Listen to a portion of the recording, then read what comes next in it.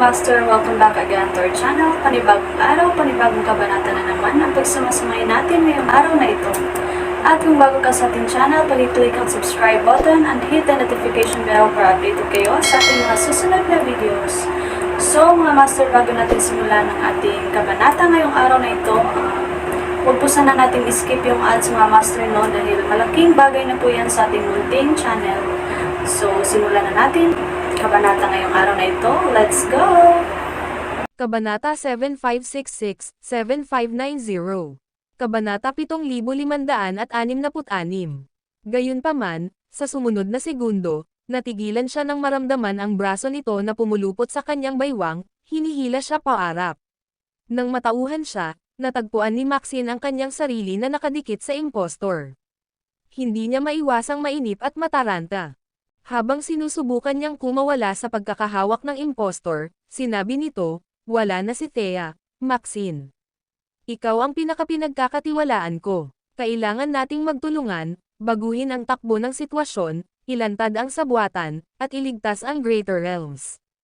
Nang marinig ang mga salita ni James, nakaramdam si Maxine ng panghihina sa buong katawan, at namumula ang kanyang magandang mukha. Kanina pa niya pinipigilan ang nararamdaman niya para kay James dahil kay Thea. Ngayong wala na si Thea, sa wakas ay masusuklian na rin niya ang nararamdaman niya para dito. Bumilis ang tibok ng puso ni Maxine nang maramdaman niya ang hininga nito na humahaplos sa kanyang mukha. Naglakas loob siyang tumingin sa mga mata nito. Sa sandaling iyon, tila nagyelo ang lahat, at silang dalawa lang ang tao sa mundo. Ang kanilang damdamin ay umapaw na parang isang hindi mapigil ang agos. Habang nakatitig sa kanya ng may pagmamahal, ibinuka ni Maxine ang kanyang mga labi. Bigla siyang binuhat ng impostor at inikat. Sa isang mabilis na galaw, hinubad niya ang kanyang asol na roba. Sa isang iglap, bumungad sa kanya ang kanyang kahanga-hangang figure. Sa harap ng gutom na titig ng impostor, nakaramdam siya ng hiya at kaba. Marahan niyang iniling ang kanyang ulo at bamulong, "Hindi, sandali. Ako." Bago pa siya matapos magsalita, hinayla na siya ng impostor papasok sa kanyang mga bisig. Nang sandaling nagulat siya, ikinumpas nito ang kanyang kamay, at isang kumikinang na gininto ang kama ang lumitaw sa likuran nila. Agad siyang itinulak ng impostor papunta sa kama. Biglang natauhan si Maxine at nagpumiglas na kumawala. "Teka, James, hindi pwede. Pamilya tayo." Ay sumagot ang impostor ng kapalaran, "Kami. Pero walang kaugnayan sa dugo. Lagi mong alam ang nararamdaman mo para sa akin. Ngayon, sa wakas ay kaya na natin." Mabilis na tinakpan ni Maxine ang kanyang bibig. Pumikit siya at huminga ng malalim, saka nagtanong, "Ginagamit mo ba ako bilang kapalit ni Thea? Gusto kong maunawaan mo ng malinaw na ako si Maxine. Narinig mo ba ako? Si Maxine ito." Sigaw niya, ngunit inabot ni James ang kamay at pinunit ang huling damit niya. Sinimulan ng mga kamay nito na galugarin ang katawan niya. Biglang may kumatok sa pinto. Gulat na gulat, parehong napatalo ng impostor at si Maxine mula sa kanilang yakap. Ang video na ito ay edited by Urban Storytelling. Kabanata 7567. Emperador Kaidan, may nangyaring kakilakilabot. Buksan mo agad ang pinto. Ang nagmamadaling boses ni Rebella ay tumusok sa makapal na pinto. Ang impostor, na hindi pa natutupad ang kanyang mga pagnanasa, ay nagngingit-ngit sa pagkadismaya. Nagngingit-ngit siya, ang saktong-saktong tiyempo. Mahalaga siguro, sinamantala ni Maxine ang pagkakataon para itulak siya palayo at nagmadaling magbihis. Bago pa siya makapagbihis ng buo, pinilit ulit ng impostor ang sarili na sumama sa kanya at sinabing, "Kalimutan mo na siya. Hindi niya siya masisira sa pinto." Umiling si Maxine at nag-aalalang sinabi, "Hindi, James. Kailangan nating mag-focus sa mahahalagang bagay." Si Rebella ang Vice Grand Steward ng Jade Mora Empire. Kung pupunta siya para humingi ng pagkakataong makipagkita, may mahalagang bagay na nakataya. Hindi mo siya maaaring balewalain, maaaring mawalan tayo ng mahalagang suporta. Ang impostor, na naliligaw sa kanyang masasamang intensyon, ay masyadong abala para makinig sa babala. Biglang umalangaw-ngaw sa palasyo ang isang malakas na kalabog. Ang dapat sana'y matibay na pinto, na pinatibay ng mga pananggalang na porma sayon, ay nabasag. Lumingon ang impostor, ang mukha ay namula sa galit. Paano mo nagawang pasukin ang aking silid? Nagre-rebel ka ba? Bigla siyang natahimik habang kinukuha niya. Sa mga nanghihimasok, hindi lamang biglang pumasok si Rebella, kundi isang kahanga-hangang pangkat ang sumama sa kanya. Kabilang sa kanila ang mga hari ng digmaan at mga marshal ng imperyo, kasama si Zavian, na kamakailan lamang ay nagbitiw sa lahat ng kanyang mga posisyon. Sa unahan ng kakilakilabot na grupong ito ay isang magandang babae na nakasuot ng umaagos na puting damit at belo. Nagniningning siya ng isang malalangit, lilang ginto na aura na nagbabadya ng kanyang banal na pagbaba. Natigilan sa bigla ang pagbabago ng mga pangyayari, si Maxine, na kanina pa pinipigilan, ay napasigaw sa takot. Sa isang mabilis na pagtatangka na takpan ang sarili, binalot niya ang sarili sa isang sunod-sunod na matingkad na ilaw at sumilip sa isang sulok ng kama. Ang mga matataas na opisyal ng Imperyong Jade Mora, sa pangunguna ng Diyos ang nakabelo ng puti, ay sandaling nawalan ng imak. Malinaw ang balak ng dalawa, ngunit hindi sila makapaniwala na si James, na palaging tapat sa kanyang asawa, ay magtataksil sa kanya. Mabilis nilang pinag-isa ang eskandalosong eksena sa kanilang harapan, napagtanto na ang figurang nagsasabing si Emperador Caden ay tila kakaiba. Perpekto niyang ginaya ang kilos ng emperador, ngunit ang kanyang mga kilos ay tahasang nagbunyag ng pagkatao ni James. Mayroon silang mga hinala ngunit sinubukang huwag pansinin ang mga iniisip. Gayunpaman, ang hindi pagkakasundo sa pagitan ng iginagalang na imahe ni Emperador Caden at ang kaiyahiyang pag-uugali ng impostor na ito ay hindi mapagkakamali. Pinagmasdan ng magandang babaeng nangunguna ang kaguluhan ng may malamig na ngiti at sa wakas ay binasag ang katahimikan. Wow! Ano ang meron tayo rito? Sa pagkakaalam ko, si Maxine ay isang malapit na kamag-anak ni Emperador Caden. Ang ating baay. Hindi kayang kontrolin ng emperador ang kanyang labis na pagnanasa kaya't kinailangan niyang lumubog. Ganito kababa at pagtatraidoren ang pamilya niya. Ang kanyang mga salita ay nagpasiklab ng bulungang talakayan sa gitna ng matataas na opisyal, ang kanilang kawalan ng paniniwala ay nauwi sa nag-aalab na kawalang kasiyahan. Ang video na ito ay edited by Urban Storytelling. Kabanata 7568. Sabi ko na nga ba sa'yo, ang impostor na ito ay hindi kamukha ni Emperor Caden. Bakit hindi ka naniwala sa akin? Oo nga, nakipaglaban tayo kasama si Emperador Caden sa hirap at ginhawa. Alam natin ang tunay niyang pagkatao. Nakakapangilabot ang impostor na ito. Tahasang ginagaya niya ang ating emperador. May mga hinala na ako simula noong bumalik siya, pero wala pang matibay na ebidensya hanggang ngayon. Patayin siya. Kailangan nating tuklasin ang tunay niyang pagkatao at tingnan kung gaano siya kapangahas na magpanggap na emperador natin sa Imperyong Jade Mora. Nagsiklab sa galit ang Peking James nang marinig ang kanilang mga paratang. Nagpakawala siya ng isang nakasisilaw na pagsabog ng milyon-milyong kulay na liwanag patungo sa kanila, isang pagpapakita ng kapangyarihan na nilayon upang takutin. Gayunpaman, mahinahong itinaas ng magandang babaeng nakasuot ng puting belo ang isang kamay. Isang kumikinang nalilang ginto na kalasag ang bomb-alot sa mga opisyal, na sumasalamin sa pagsiklab ng liwanag pabalik sa impostor.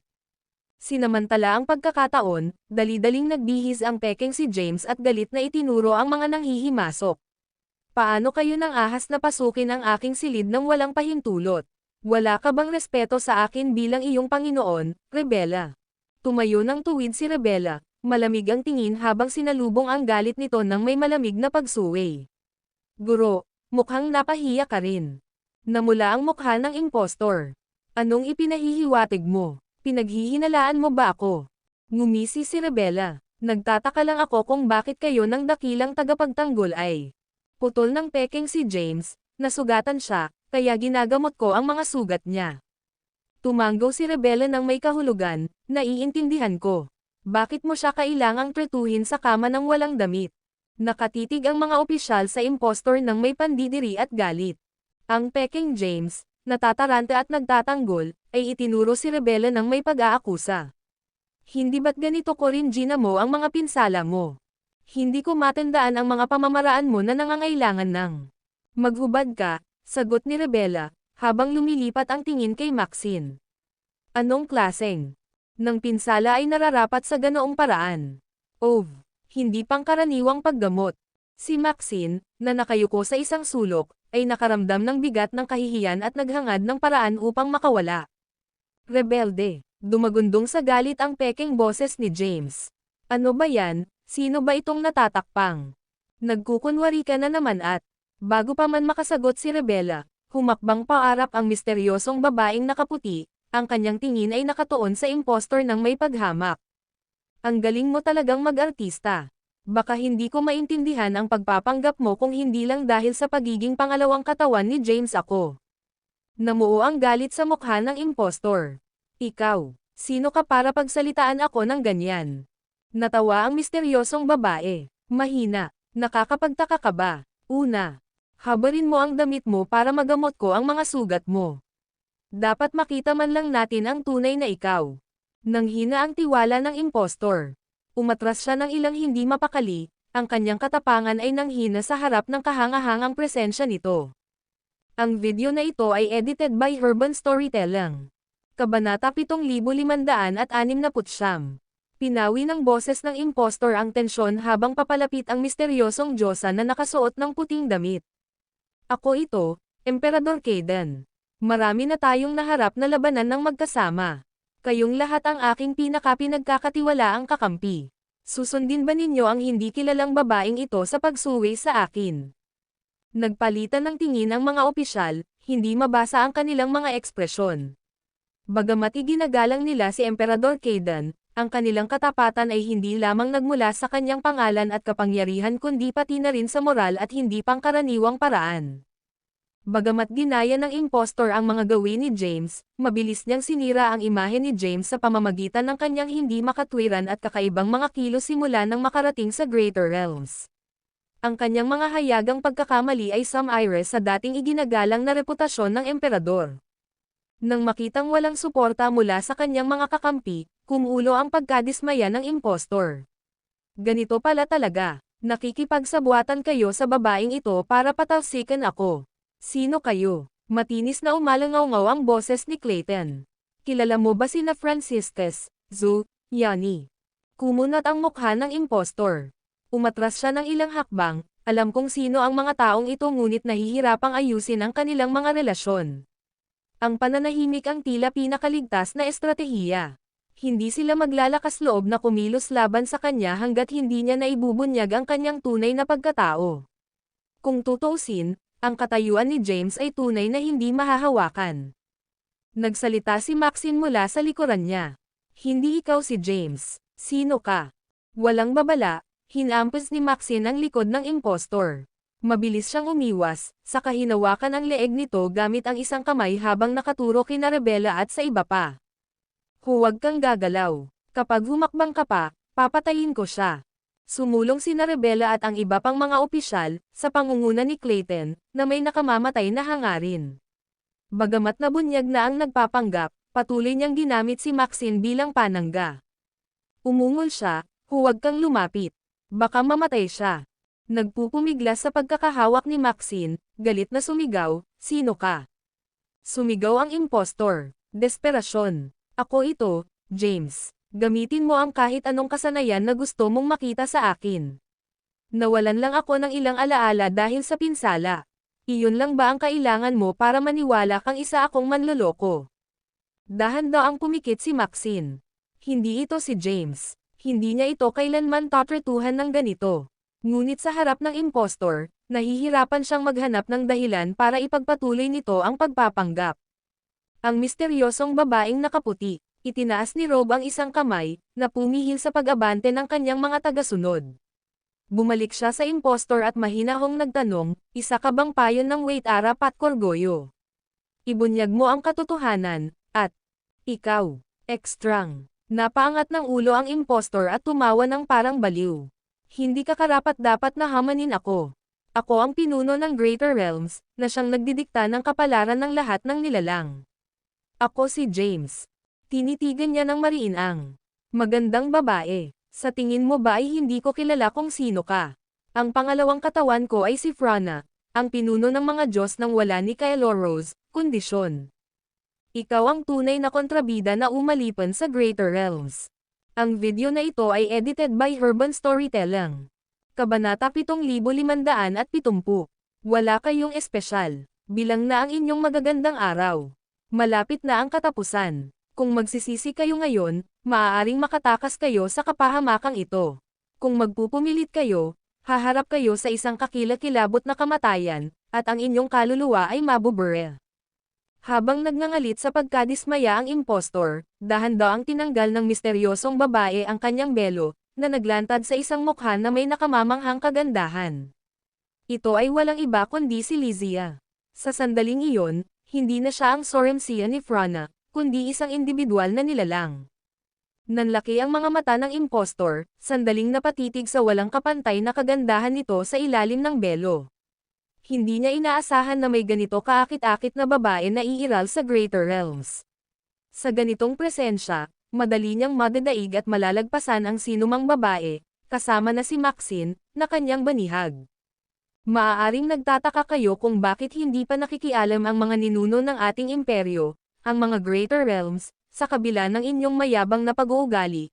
Patuloy ni Lizia na may bahid ng pagkaaliw, ang kanyang mga kamay ay nakakuyom sa kanyang likuran.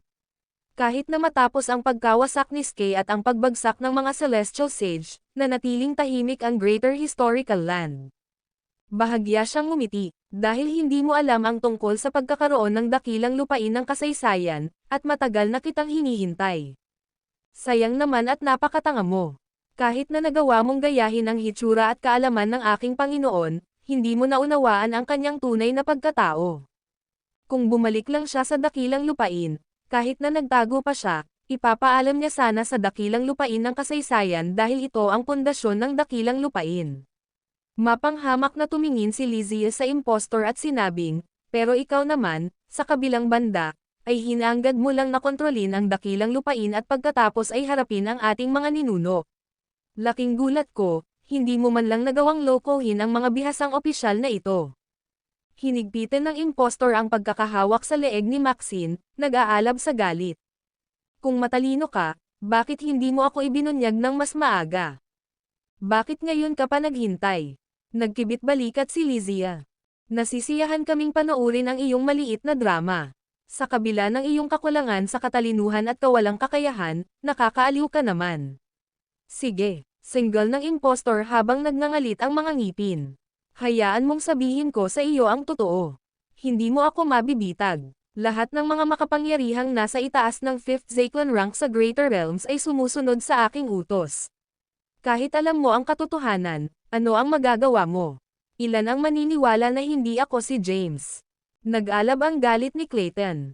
Bakit pa siya sasayangin ng mga salita? Patayin mo na lang siya. Habang nagsasalita siya, isang talom ng liwanag ang sumulpat patungo sa impostor na may nakamamatay na intensyon. Bilang tugon, pinakawalan ng impostor. Isang alon ng mga nakafile. Kapangyarihan ni Waltraud iyan. Ang labis na naapektuhan. Puwersa. Pinalipad ang lahat maliban kina Lizia at Rebella. Sinamantala ang kaguluhan, agad na nawala ang impostor, at banihag si Maxine. Sumigaw siya, kahit gaano ka pa katalino, hindi mo kami mapipigilan sa pagkontrol sa Greater Realms, Frana. Pagdating ng panahon, gagawin kitang Ayla, kawawa. Habang naglalaho ang kapangyarihang Waltraud, umalangaw-ngaw ang mga ungol ng impostor.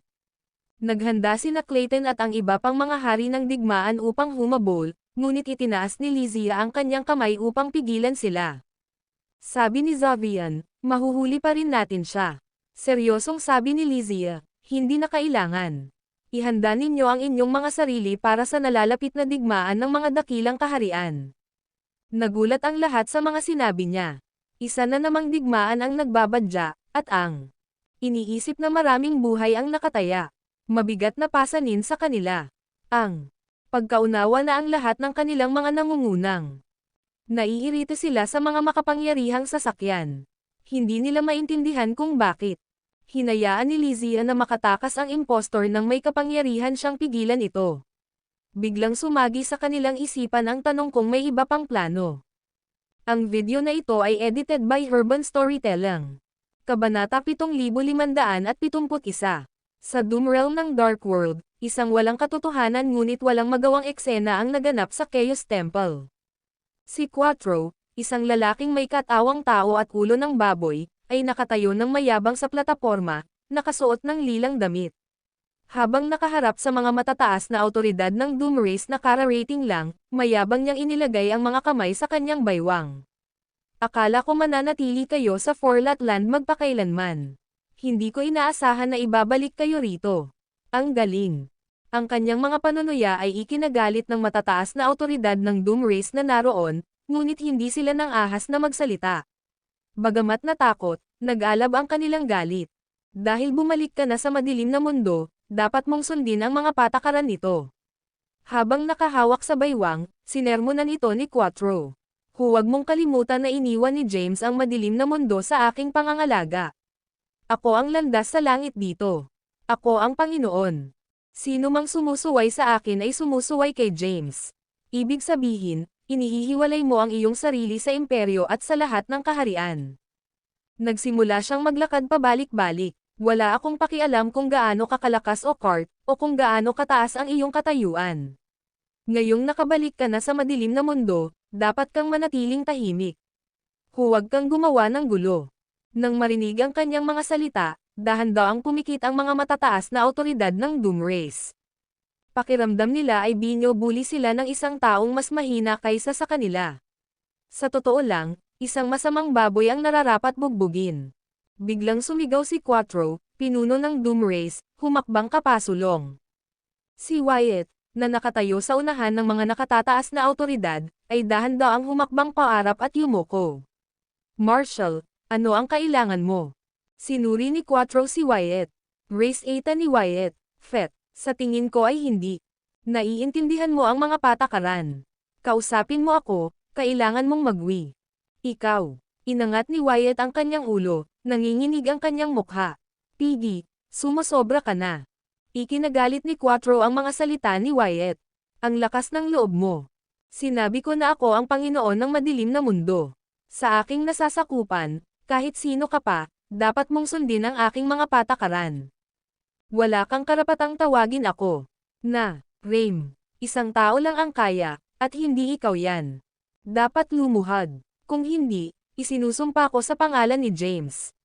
Ang Doom Race ay hindi makakakuha ng anumang mga mapagkukunan ng paglilinang sa dilim. Hindi ka man lang makakakita ng kahit isang halimaw. Dahil sa banta ni Quattro, inikat ni Wyatt ang kanyang mga mata. Gayunpaman, nang malapit na siyang lumuhad, ang mga matataas na awtoridad sa likuran niya ay nag-alala. Wyatt, hindi ka maaaring lumuhad. Kung gagawin mo yan, mawawala ang dignidad natin. Ginoong Wyatt, hindi po kayo maaaring lumuhad. Hindi po namin maaaring ibaba ang aming pride sa harap ng baboy na ito. Sumusobra na ang Quattro. Hindi ka pa pinapaluhod ng kamahalan. Sino ba siya sa tingin ni Quattro? Ang video na ito ay edited by Urban Storytelling. Kabanata 7572. Tayo ang lahi ng kapahamakan na nananakot sa lahat ng kaharian. Kahit naparusahan tayo ng kanyang kamahalan, pinapanatili natin ang ating pagmamalaki. Wyatt, isa ka sa 13 hari ng digmaan ng Imperyong Jademora. Si Quattro ay isa lamang marshal ng madilim na mundo. Hindi mo siya kailangang pakinggan. Nang marinig ang galit ng mga matataas na awtoridad ng Doom Race, huminga ng malalim si Wyatt. Tumigil ka na nga sa pagsasalita. Gusto mo bang lalong manggulo? Nang marinig iyon, tumahimik ang mga matataas na awtoridad. Dahan-daang itinuro ni Wyatt si Quattro. Siguro matagal mo nang hinihintay ang sandaling ito. Tumawa si Quattro. Bilisan mo at lumuhad ka. Kapag lumuhad ka na, ipinapangako kong bibigyan ko ang Doom Race ng masaganang mapagkukunan. Hindi kita pakikitunguhan ng masama. Kasabay ng mapait na ngiti, umiling si Wyatt at lumuhad. Ako, si Wyatt Dalibor, ang pinuno ng lahi ng Doom, ay bumabati sa Panginoon ng madilim na mundo, si Ginoong Quattro. Tuwang-tuwa si Quattro nang marinig iyon. Natatawang sinabi niya, Wyatt, sa wakas ay lumuluhod ka na para sa akin. Tumingin si Wyatt kay Quattro, na parang isang tanga, at walang magawang nagtanong, sapat na ba ito? Hindi ka sapat na tapat, biglang deklara ni Quattro. Kailangan mong lumuhad ng nakaluhod. At kailangan mong yumuko. Pero dahil magkaibigan tayo, hindi mo kailangang yumuko, lumuhad ka lang ng nakaluhod. Paano? Nagulat si Wyatt. Pagkatapos, inangat niya ang kanyang ulo. Piggy, huwag mo nang masyadong ipilit. Sabi ko na nga ba huwag mo akong tawaging ganyan, sigaw ni Quattro. Wyatt, ang Doom Race ay pinarusahan at napilitang pumunta rito. Maaari kitang tretuhin tulad ng ibang nilalang sa Dark World. O kaya, maaari kitang ikulong na parang isang simpleng bilanggo. Dahil magkaibigan tayo, dapat mong tuparin ang hiling ko. Total, matagal ko na itong gusto. Hindi nakapagsalita si Wyatt, umiling siya. Hindi ako maaaring lumuhad. Hindi pa ako lumuhad sa harap ng kanyang kamahalan. Nagpakita na ako ng respeto sa iyo. Hindi ba tayo magkaibigan? Nakatitig na sabi ni Quattro. Sa kanya, kung kaibigan kita, maging mas magalang ka sa akin. Ipinapangako ko na ang lahi ng kapahamakan ay mamumuhay sa madilim na mundo ng mas komportable kaysa saan pa. Bumantong hininga si Wyatt. Sige, gagawin ko na lang ang lahat ngayon. Hindi ako makapaniwala na binyo-bully mo ako. Nang malapit na siyang lumuhad kasama si pareho, kumikislap, isang liwanag na gintong amatista. Kumislap sa labas ng templo, agad na hinayla si Wyatt. Pagkatapos ay lumitaw ang liwanag na kulay amatiste ginto sa likod ng Quattro sa plataporma. Kumunat ang noo ni Quattro. Binabaliwala mo na ba ang sinabi mo? Bilasan mo at lumuhad ka. Kung hindi, wala akong aasahan. Kasabay ng isang malakas na kalabog, napatalsik si Quattro mula sa plataporma. Nahihiyang tumayo siya, at galit na umungol, sino ang maglalakas loob na maging bastos? Nang makita ni Quattro kung sino ang nakatayo sa plataporma, siya ay natigilan. Ganon din kagulat si Wyatt at ang matataas na awtoridad. Ang video na ito ay edited by Urban Storytelling. Kabanata 7573. Sa plataporma, lumitaw ang isang gwapong lalaki na nakasuot ng itim na damit. Umiindayog ang kanyang buhok kahit walang hangin, napapaligiran ng isang sagradong liwanag. Mukha siyang prestihiyoso. Maya-maya pa, sumigaw si Quattro, sino ka? Ang lakas ng loob mo. Quattro, tumigil ka. Agad na pinigilan ni Wyatt si Quattro sa pagkilos. Pagkatapos, tinitigan niya ang lalaking nakasuot ng itim na robo sa plataporma, humakbang pasulong ng 2 hakbang, at yumuko ng may paggalang. Pagbati, Ginoong Jeren. Pagkatapos noon, ang mga matataas na awtoridad ng Doom Race, na noong una ay natigilan, ay lahat yumuko. Pagbati, Ginoong Jeren. Nang makita iyon, si Quattro, na kanina'y galit na galit, ay naguluhan na ngayon. Jeren, bakit parang kakaiba ang dating? Pagkatapos ay tinitigan niya ng masama ang lalaking nakasuot ng itim na roba sa entablado. Sigurado ka bang hindi 49 ang pangalan mo? Hindi pinansin ng lalaking nakaitim na roba, si Jeren Kayden, si Quattro at sinabi kay Wyatt, pakisabi sa iyong lahi na umalis sa templo. May pag-uusapan ako. Nagulat si Wyatt. Pagkatapos, lumingon siya at sinenyasan ang mga matataas na awtoridad na umalis. Kaagad na umalis ang mga matataas na awtoridad sa templo. Sa sandaling ito, ikinumpas ni Jeren ang kanyang kamay. Agad na nilamon ng sagradong liwanag ang buong Chaos Temple. Noon lang siya naglakad pababa ng hagdan habang natutuwang nakatingin si Quattro. Piggy, ang galing mo. Gusto mo pang lumuhad sa harap mo si Wyatt. Nang marinig iyon, nanginig si Quattro. Sino? Lumuhad, biglang sigaw ni Jeren. Agad na nagtalo si Quattro, sino ka? Bukod kay James, wala nang iba pang makakapagpaluhod sa akin. Hindi na niya kayang ipagpatuloy. Pagsasalita, matalim na titig, nakaramdam siya ng isang uri ng takot na hindi niya kailanman naranasan noon. Nang harapin niya ang ni Jeren.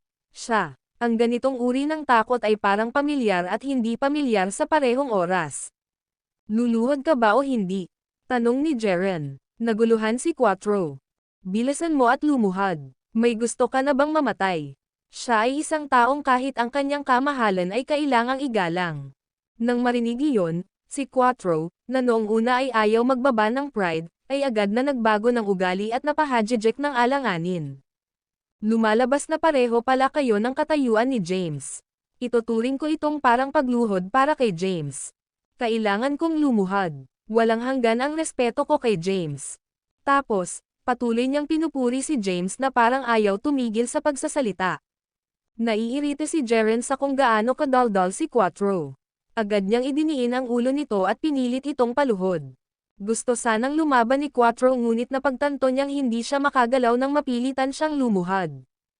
Kaya naman, pakiramdam niya ay nagawan siya ng mali, halos nakakatawa na ang ekspresyon ng mukha niya. Nang makita iyon, hindi napigilan ni Wyatt ang pagtawa. Bastos ka pa rin gaya ng dati. Inikat ni Jaren ang kanyang mga mata at tumingin kay Quattro, na nakaluhod. Pagkatapos, nakalagay ang mga kamay sa likod ng kanyang likod, lumapit siya kay Quattro at tumayo sa likuran nito. Nang inutusan mo si Wyatt na lumuhad, tuwang-tuwa ka. Ngayon na hinihiling ko sa iyo na lumuhad, bakit hindi mo gawin iyon? Gusto mo bang gawin iyon? Ang video na ito ay edited by Urban Storytelling. Kabanata 7574. Hindi, kaawa-awang tugon ni Quattro. Ibinigay sa akin ni James ang posisyon bilang Marshal at Panginoon ng Madilim na Mundo. Mula ngayon, hindi ka na Panginoon ng Madilim na Mundo o ang Marshal, putol ni Jaren. Mula ngayon, pigi ka na lang. Nang marinig iyon, nanlaki ang mga mata ni Quattro sa galit.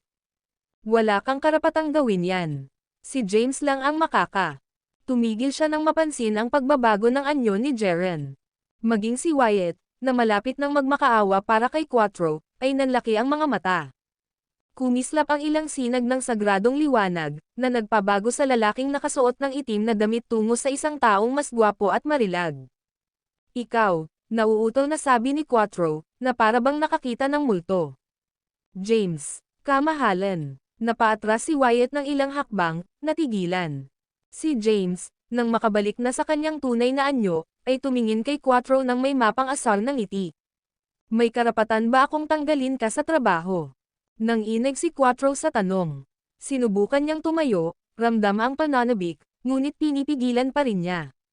Mabilis siyang sumigaw, James, sa wakas ay nakabalik ka na. Bago pa siya matapos magsalita, pinatahimik na siya ni James gamit ang isang pitik ng daliri. Tumigil ka nga sa pagsasalita, kung hindi ay ikamamatay mo ang galit ko, sabi ni James, inikat ang mga mata bago bumaling kay Wyatt. Sa ilalim ng matalim na titig ni James, agad na yumoko si Wyatt sa takot. Nagbago ka na, sabi ni James. Kumunat ang noo ni Wyatt. Nabigo akong disiplinahin ang aking lahi, dahilan para maging arrogant at magulo sila. Tinatanggap namin ang parusa ng kamahalan. Nang marinig ito, nilapitan ni James si Wyatt na nakalagay ang mga kamay sa likod niya. Tinanggap mo na ba ang iyong kapalaran? Nagulat si Wyatt, at umatras. Nangako akong disiplinahin ang Doom Race, magsisikap, at ibabalik ang ating mga merito bago bumalik sa Forlatland ng may pagmamalaki. Disiplina. Pinaikit ni James ang kanyang mga mata. Paano mo sila planong disiplinahin? Sesarmonan mo ba sila? Tuturuan mo ba sila gamit ang landas? O uulitin mo ang iyong mga nakaraang pagkakamali, ang pagtitiis sa lahat ng bagay para sa kanila at pagsisikap na iangat ang buong lahi? Natahimik si Wyatt sa ilalim ng pagmamasid ni James. Tinitigan siya ni James ng malalim bago dahan-daang tumalikod habang ang mga kamay ay nasa likod ng kanyang likuran.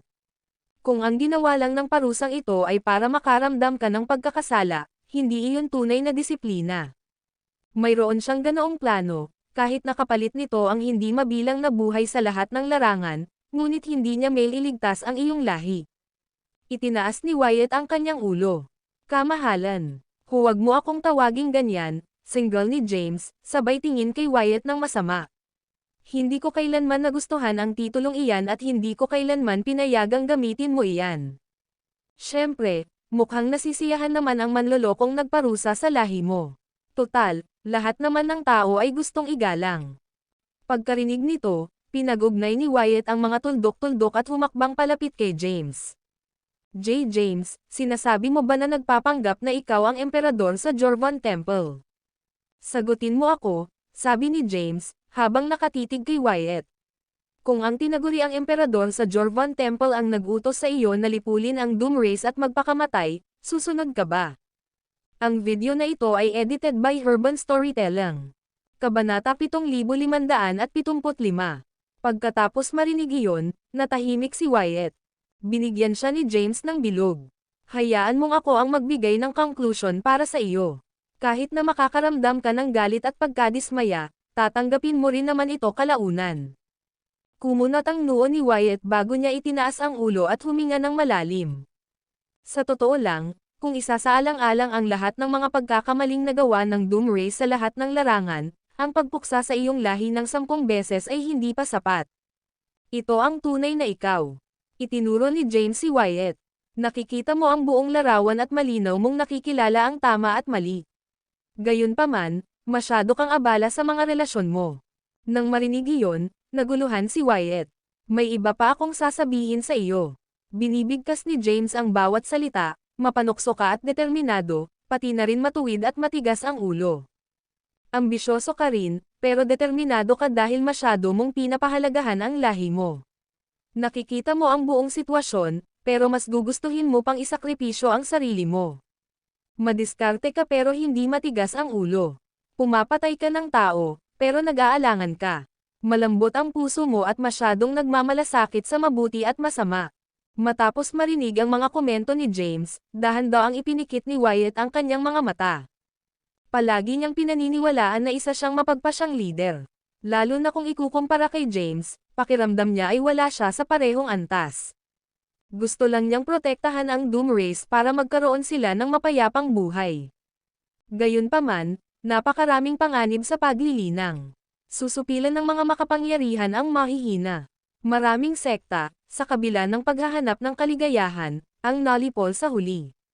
Sinuwi ng paglilinang ang kagustuhan ng kalikasan at ng agos.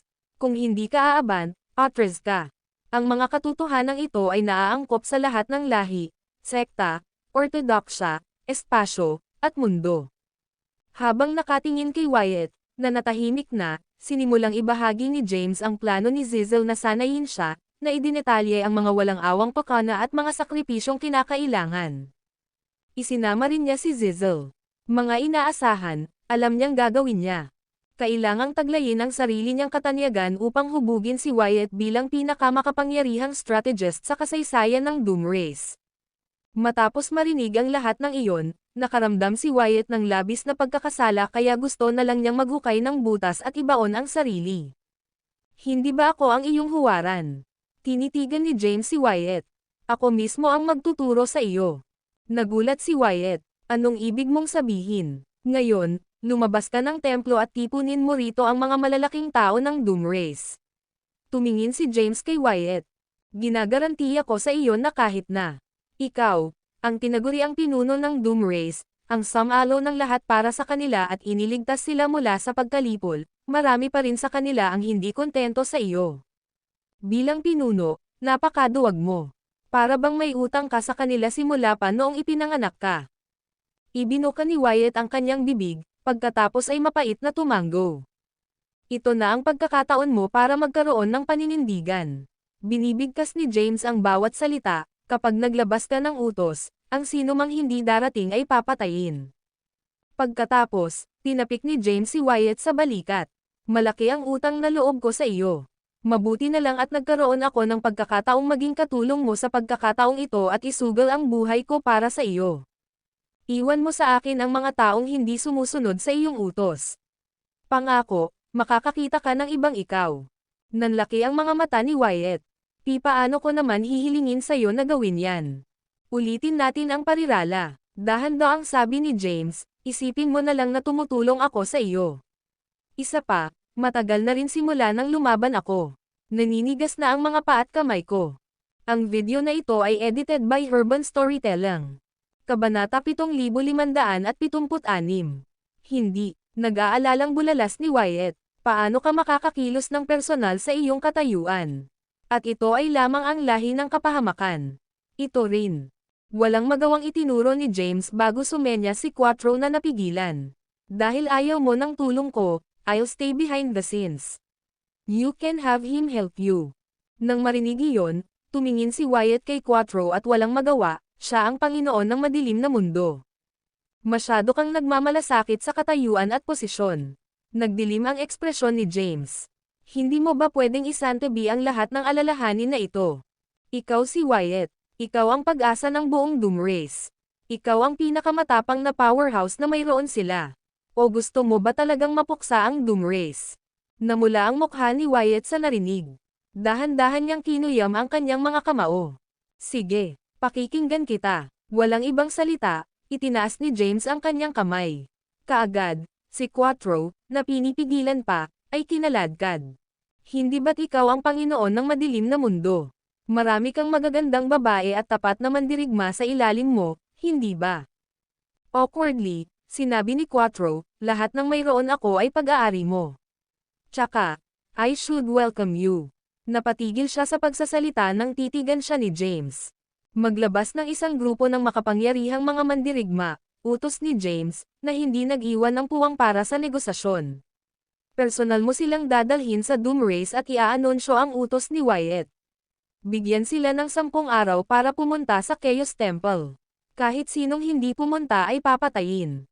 Sa pagharap sa nakamamatay na enerhiya ni James, hindi maiwasan ni Quattro na makaramdam ng takot. Napalunok siya at tumango. Hinawakan ni James ang kanyang kwelyo at sinabi, kasabay nito, maghanda ng isang hukbo ng 100,000 elite na mandirigma. Ang hukbong ito ay magiging protection ni Wyatt. Kung, pagkatapos ng 10 araw, ang mga puwersa ng Doom Race ay lalabag sa utos ni Wyatt, sila ay malipol. Tumango ulit si Quattro. Kumpletuhin mo muna ang 2 gawaing ito, sabi ni James, na pinaikit ang kanyang mga mata. Pagkatapos harapin ang Doom Race, magkakaroon ng mas mahahalagang gawain. I don't have time to fall around with you. Kung mabibigo ka, hindi lang mawawala ang posisyon mo bilang Lord of the Dark World at Marshal, mamamatay ka. Pagkatapos ay hinawakan ni James si Quattro at itinapon sa labas ng templo. Kasunod ng malakas na sigaw, itinapon si Quattro palabas ng templo. Nang makita iyon, mabilis na pumunta si Wyatt ngunit hindi niya magawang magsalita ng kahit ano.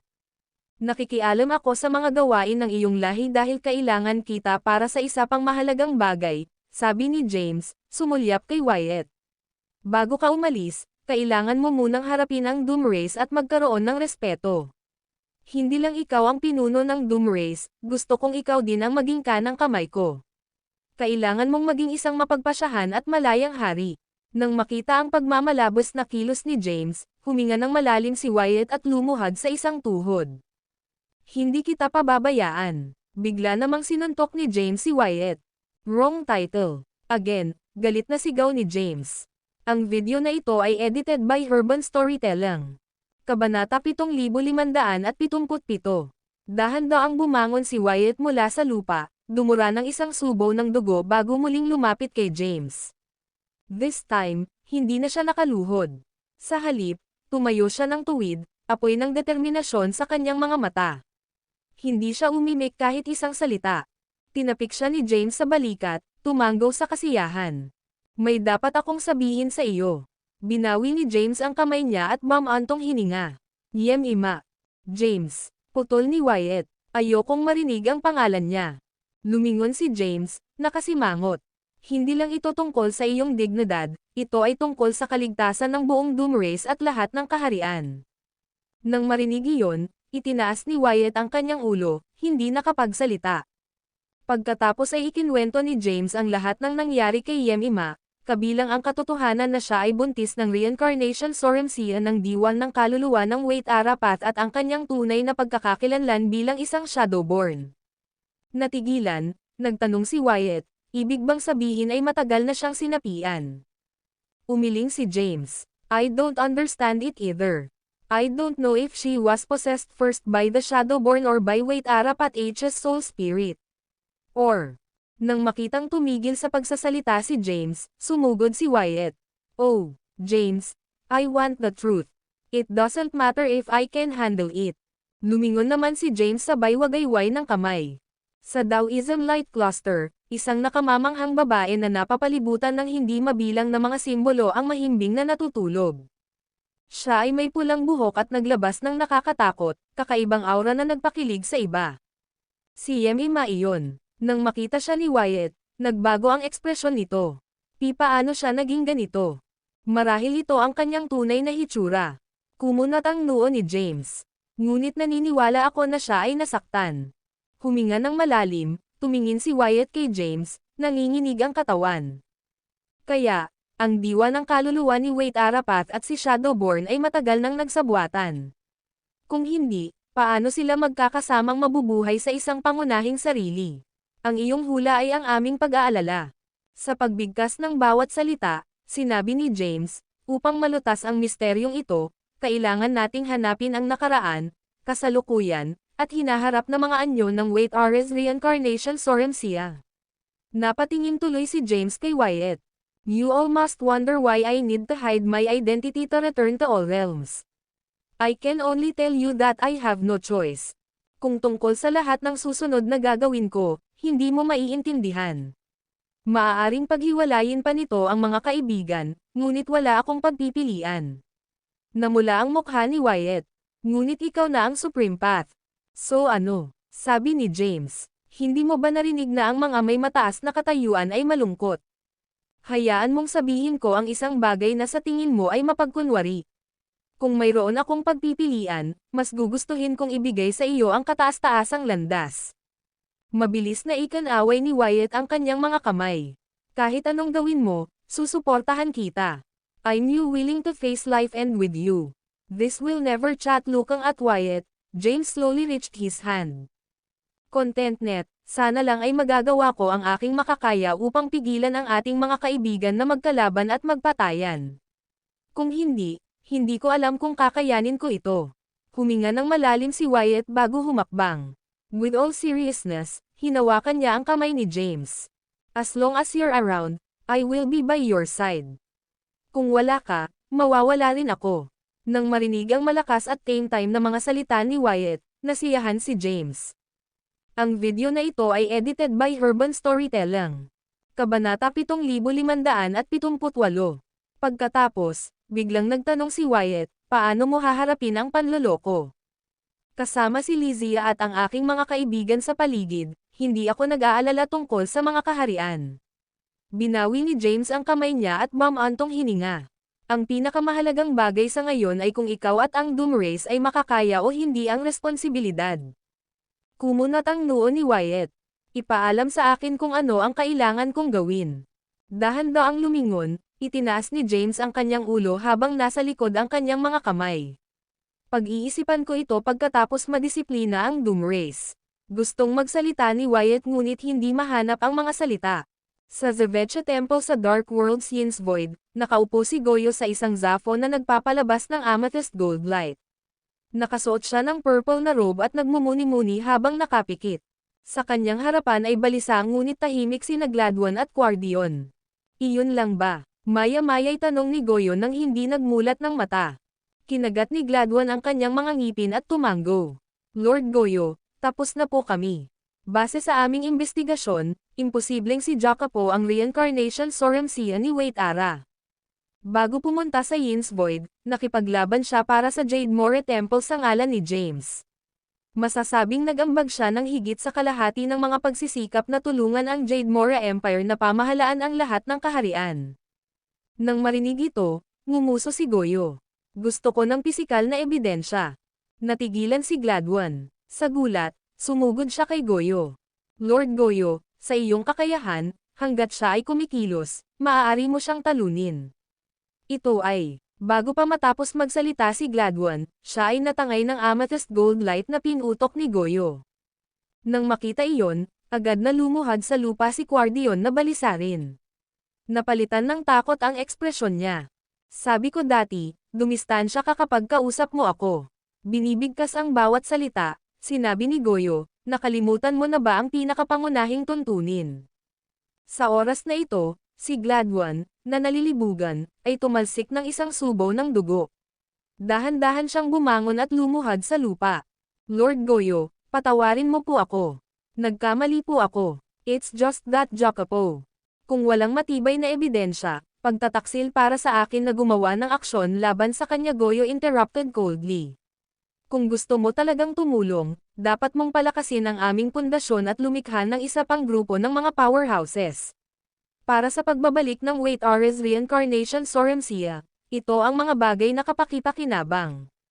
Tumaas ang boses ni Goyo sa huling parirala. Nagulat ito kina Gladwin at Quardion, na nakaluhod sa lupa. Takot na takot sila. Sa sandaling ito, Sa pasukan, lumitaw ang Peking James kasunod ng sinag ng Bone Warlight. Gayunpaman, nang makita siya ni Gladwin at Guardian, natakot sila at napaatras na para bang nakatagpo sila ng isang mabigat na kalaban. James, Lord Goyo, nandito na si James. Nang marinig ito, dahan-daang iminulat ni Goyo ang kanyang mga mata. Anong ginagawa mo? The fake James suddenly roared, I'm not James, I'm the young governor of you, tumabi ka. I have of both something to report to Lord Goyo. Gayunpaman, hindi gumalaw si Gladwin at Guardian. Sa halip, naging mas maingat sila, handang ipagsapalaran ang kanilang buhay kung kinakailangan. Ang video na ito ay edited by Urban Storytelling. Kabanata 7579. Nang makita iyon, nabalisa ang Peking James. Lord Goyo, ako po. Ako po ang gobernador ng Yang. May report po ako. Sa mabigat na ekspresyon, sinabi ni Goyo, na nakaupo sa Zafo, dalhin mo siya rito.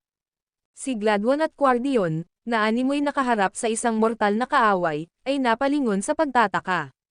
Gayunpaman, hindi nila maaaring suwayan ang mga utos ni Goyo. Wala silang choice kundi tumabi. Sinamantala ng Peking James ang pagkakataon na gumapang patungo sa Goyo. Pagbati, Panginoon Goyo, sino bang nagsabing pumunta ka dito ng ganitong oras? Pinigil ni Goyo ang kanyang galit. Nakalimutan mo na ba ang sinabi ko? Siyempre hindi, mabilis na umiling ang Peking James. Gayunpaman, ako ay natuklasan nila. Kung hindi ako tumakas, ako ay tadtad ng mga piraso. Doon, lubos na natigilan si Goyo. Sino ang nakatuklas sa iyo? Nagbalik ba ang totoong James? Nagtaas ng ulo ang Peking James. Hindi, ito ang pangalawang katawan ni James. Ito ay si Frana. Siya ay bumalik sa lahat ng kaharian. Dahil doon, kinilig si Goyo. Muntik na siyang mahulog mula sa Zafo. Bumalik si Frana. Siya ang pangalawang katawan ni James. Kung siya ay bumalik, nangangahulugan ito na ang tunay na James ay bumalik sa lahat ng mga kaharian. Paano kaya iyon? Hindi ba ipinaglalaban ni James ang Wuya Palace laban kay Xanthopos sa 49th Heaven? Bakit siya bumalik kaagad? Maaaring nakuha na niya ang autoridad na kontrolin ang 49 na langit at palasyo ng Wuya. Nakuha na ba niya ang path designation bid at naging Lord of the Health Realm? Siya na ba ang naging pangalawang Supreme Path?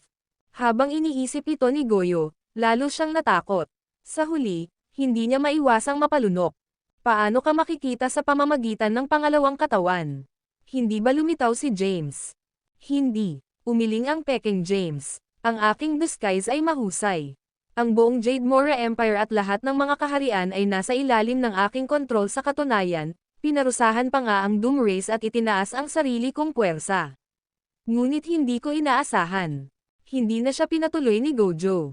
Dalawang sinag ng amethyst gold light ang bumaril kaagad sa kanyang mga mata, na bomb-alot sa Peking James. Sa isang iglap, naunawaan niya ang sitwasyon. Sa sumunod na segundo, galit na galit niyang iwinagayway ang kanyang kamay. Pagkatapos, isang sinag ng Y, ang amethyst gold light na kumislap ng Peking James ay agad na bumagsak sa lupa. Nang makita iyon, kinilig si Gladwin at Guardian bago ibinaba ang kanilang mga ulo. Tinakpan ang mukha, bumangon ang Peking si James matapos maglabas ng dugo. Lord Goyo, wala akong choice. Sinampal na naman siya, tinabi. May nakitang handprint sa mukha niya. Agad namang namula ang mukha niya. Shut up, Goyo shouted through gritted teeth, who allowed you to do that? Para siyang nabaliw, bumangon siya at nagmamadaling bumaba ng hagdan. Galit na galit niyang hinawakan sa kwelyo ang Peking James. Wala ka bang nakitang babae? Hindi ka pa ba nagsagawa ng dual cultivation sa isang babae? Sa tingin mo ba kailangan ng lahat ng babae na magsagawa ng dual cultivation sa lahat ng larangan dahil lang sa gumaganap ka bilang James? Hindi. Umiling ang gobernador ng Yang. Panginoon Goyo, ako. Siyempre, matagal ka nang nasa void ng Yin, naiintindihan ni Lin na nasa iyo ang mga iniisip na ito. Galit na sumigaw si Goyo, pero sa lahat ng babae, Winfadant. Bakit mo ginawa kailangan mong hanapin si Jamet ng aksyon laban kay Maxine? Hindi mo ba alam kung sino siya? Nilalaman pagkatapos, sinuntok niyang muli ang Peking James, dahilan para bumagsak ang huli sa lupa. Upstedati mula sa nakita kung gaano ang galit ni Goyo, muling lumuhad sa lupa sina Gladwin at Guardian. Hindi man lang sila naglakas loob na huminga. Ang video na ito ay edited by Urban Storytelling. Kabanata 7580. Gladwin at Guardian kung gaano karahas si Goyo. Ang pagpukaw sa kanya ngayon ay maaaring humantong sa isang kapalaran na mas masahol pa sa kamatayan. Ang permanenteng pagpuksa ay isang tunay na posibilidad. Sa sandaling ito, ang mahinang impostor na si James ay nagpumiglas sa kanyang mga paa pagkatapos ng maraming pagtatangka. Lord Goyo, humihingi ako ng paumanhin, bigyan mo naman ako ng isa pang pagkakataon. Naitatag ko na ang aking awtoridad sa imperyo ng Jade Mora. Mayroon akong sariling grupo ng mga mananampalataya, lahat sila ay sumusunod sa aking mga utos. Naniniwala sila sa muling pagkakatawang tao ni Wait Ara. Kahit na bumalik ang totoong James, walang magbabago. Kahit ano paman, lahat ng powerhouse na nasa itaas ng 5th Zaclan rank sa lahat ng realms ay nasa ilalim ko. Sa isang utos, kaya kong ibagsak ang Jade Mora Empire. Bumalik ako ng may malaking panganib para ipaalam sa iyo na dapat tayong maghanda kaagad. Palakihin ang ating puwersa at payagan akong lipulin ang lahat ng kaharian at ang Jade Mora Empire. Ang impostor na si James ay mas mabuting manahimik na lang. Si Goyo, nauutol pa, agad siyang sinunggaban. Wala kang silbi. Alam mo na kung babalik ang tunay na James, kahit ako ay kakailanganing magsikap para talunin siya, lalo ka na. I swear James hasn't returned to all realms, ang impostor na nagmamadaling sumigaw habang inaangat, at ang babaeng kahawig ni Frana ay hindi mukhang isang pagkakatawang tao. Siya ay tila isang malayang individual. At saka, may natuklasan akong isang mahalagang sikreto. Ang galit na kilos ni Goyo ay napalitan ng intriga. Magpatuloy, Lord Goyo, pwede bang ibaba mo muna ako?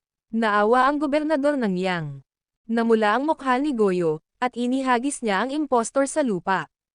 Ang gobernador ng Yang ay bumangon at muling lumuhad, mabilis na nagsabing, matagal na akong nasa Jade Mora Empire. Noong binago ko ang kaibuturan ng imperyo, walang nakialam. Kahit si Zizel ay wala. Naniniwala ako na ang mga powerhouse mula sa Great Historical Land ay wala na doon.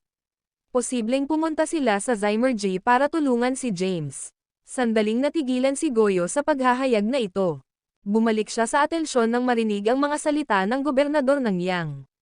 Sa una, ang plano ni Goyo ay para sa gobernador ng Yang na gayahin si James at kontrolin ang imperyo ng Jade Mora at lahat ng kaharian. Gayunpaman, ang mga El powerhouses mula sa Great Historical Land ay matalino at mahirap kontrolin. Kaya, may mga contingencies si Goyo upang harapin sila kung nakompromiso ang pagbabalat kayo ng gobernador ng Yang. Ngayon, lumilitaw na nagbago ang sitwasyon. Tulad ng iminungkahi ng gobernador ng Yang, ang Great Historical Land ay maaaring iwanan, isang walang laman na shell. Maging si Yegor, Hero Diaz, o pilak na pinakakinatatakutan ni Goyo malamang na pumunta silang lahat sa 49 na langit upang tulungan si James. Ang paliwanag na ito ay tila pinakakapanipaniwala. Ito lang ang maaaring mag-account para sa mga hindi pangkaraniwang kaganapan sa lahat ng larangan. Kung nakamit ni James ang Supreme 1,910 path, hindi na niya kakailanganing manatiling nakatago. Ang liwanag ng kataas-taasang landas ay mangangibabaw sa lahat ng kaharian. Walang paraan na mananatiling hindi apektado si Goyo. Sa pag-iisip na ito, dahan-daang bumaling si Goyo, sumama ka sa akin. Maghanda upang kumilos. Pagkatapos ay naglakad siya patungo sa panloob na palasyo. Agad namang tumayo sina Gladwin at Guardian na kanina pa nakaluhod at sumunod kay Goyo. Samantala, ang gobernador ng Yang ay nagpunas ng pawis sa kanyang noo, nakahinga ng maluwag na nakaligtas. Ang video na ito ay edited by Urban Storytelling. Kabanata 7581. Sa panig ng napakaraming kaharian, ang dakilang labanan na naglalayong ibagsak ang pundasyon ni James ay mabilis na nahuhubog. Isang paksayon, na hinimok sa likod ng mga eksena ni Lord Goyo at pinamunuan ng gobernador ng Yang na nagpataw kay James, ay nagtipon ng halos lahat ng mga piling puwersa ng napakaraming kaharian, kabilang sina Maxine, Wera, at Matias. Si Lord Goyo ay nagambag din ng naipon na kapangyarihan ng Yin's Void mula noong siya ay dumating sa napakaraming kaharian. Ang kanilang ipinahayag na misyon ay lipulin ang mga demonyo at protektahan ang napakaraming kaharian, na tinatawag ang kanilang sarili na Wraithen Army. Sa kabilang panig, lumipat si Lysia sa likuran, tinipon ang lahat ng mga Grand Patriarch ng dakilang lupang pangkasaysayan, kabilang ang mga nagising na hari ng digmaan at mga imperial na marshal ng Imperyong Jade Mora. Bagamat ang kanilang magagamit na mga piling puwersa ay limitado, ito ang mga nangungunang powerhouse ng napakaraming kaharian at lubhang kakilakilabot. Gayunpaman, ang kanilang diskarte ay hindi ang pag-atake kundi ang pag-urong sa kanilang mga linya ng labanan, na inaalala ang lahat ng mga Panginoon, tagapag-alaga, at makalangit na mga landas na nakatalaga sa iba't ibang mundo upang magtagpo sa dakilang lupang pangkasaysayan. Sa Chaos Temple ng madilim na mundo, alam na alam ni James ang mga tensyon na ito. Tungkol sa namumuong labanan na ito, wala siyang ginawang makabuluhang hakbang, maliban sa pagpapadala kay Yaretzi at Yusef para lihim na tulungan si Lysia sa pagtitipon ng mga kaluluwa ng mga nahulog. Pagkatapos, tinawag niya si Thea sa tabi niya. Ang kanyang kaligtasan ay kaugnay na ngayon sa Reincarnation Sorumsia ng Wait Arapath at sa Lear Tribulation. Bukod dito, hawak niya ang kontrol kay Yemima. Walang dahilan si James para iwan ang asawa. Talaga bang tiwala ka sa napakaraming kaharian? Kumunat ang noo ni Thea. Ang Great Historial Land na pinamumunuan ni Lysia ay maaaring pigilan ang mga elite na pinamumunuan ng impostor. Gayunpaman, kung tama ang ating hula, si Lord Goyo ang utak sa likod ng labanang ito. Kung personal siyang kumilos, mapipigilan ba talaga siya ni Lysia at ng ating mga kaibigan sa Great Historial Land? Nang marinig ito, nag-aalalang tumango si Wyatt. James, dapat ko bang pamunuan ang Doom Army para palakasin sila? Bagamat hindi maganda ang ating reputasyon sa napakaraming kaharian, ang ating lakas ay kabilang sa pinakamataas sa imperyo. Kaya nating harapin ang Zirion Dragon Army. Nanatiling tahimik si James, nakapulupot ang mga kamay sa likod niya. Sa sandaling iyon, isang malakas na boses ang umalangaw mula sa labas ng Chaos Temple. Mr. Kaidan, mayroon pa tayong 3 bilyong martial warriors sa Dark World, at handa na sila para sa deployment. Nang marinig ito, nilingan ni James ang nagmamadaling papalapit na si Quattro. Napakunot ang noo niya nang magpalitan ng tensyon sina Thea at Wyatt. Mr. Kaidan, huwag ka nang mag-alinlangan pa. Nakatutok ang mga mata ni Quattro kay James, ikaw ang nagtayo ng Jade Mora Empire. Ang hayaan itong mahulog sa mga kamay ng mga kontrabida ay isang kahihiyan. Nakumpleto mo na ba ang iyong gawain? Naiinip na tanong ni James. Nagulat si Quattro. Naguguluhang tumingin siya kina Thea at Wyatt. Sagutin mo ako. Nagdilim ang ekspresyon ni James. Napaangat ng ulo si Quattro. Oo, pero, pagkatapos, tumingin siya kay Wyatt. Sa 53 Lords of the Universe at 83 Great Elders sa ilalim ng UMS Doomrace, wala pang kalahati ang dumating sa oras. Nanginginig si Wyatt, malungkot ang mukha niya habang nakakuyom ang mga kamao. Sinulyapan siya ni Thea, pagkatapos ay tinanong si Quattro, nagbigay ba sila ng anumang dahilan? May ginawa, walang magawang sagot ni Quattro. Karamihan ay nagsabing bumalik lang sila sa Doom Realm at napakaraming bagay na dapat ayusin. Hindi sila pupunta maliban kung ito ay isang bagay na apurahan. Kinakabahan siyang tumingin kay James, saka mabilis na umatras ng 2 hakbang. Habang nasa likod ang mga kamay, dahan-daang inilipat ni James ang tingin kay Wyatt. Ang video na ito ay edited by Urban Storytelling. Kabanata 7582. Malinaw ang sitwasyon. Bilang pinuno ng angkan ng Doomrace, walang tunay na awtoridad si Wyatt.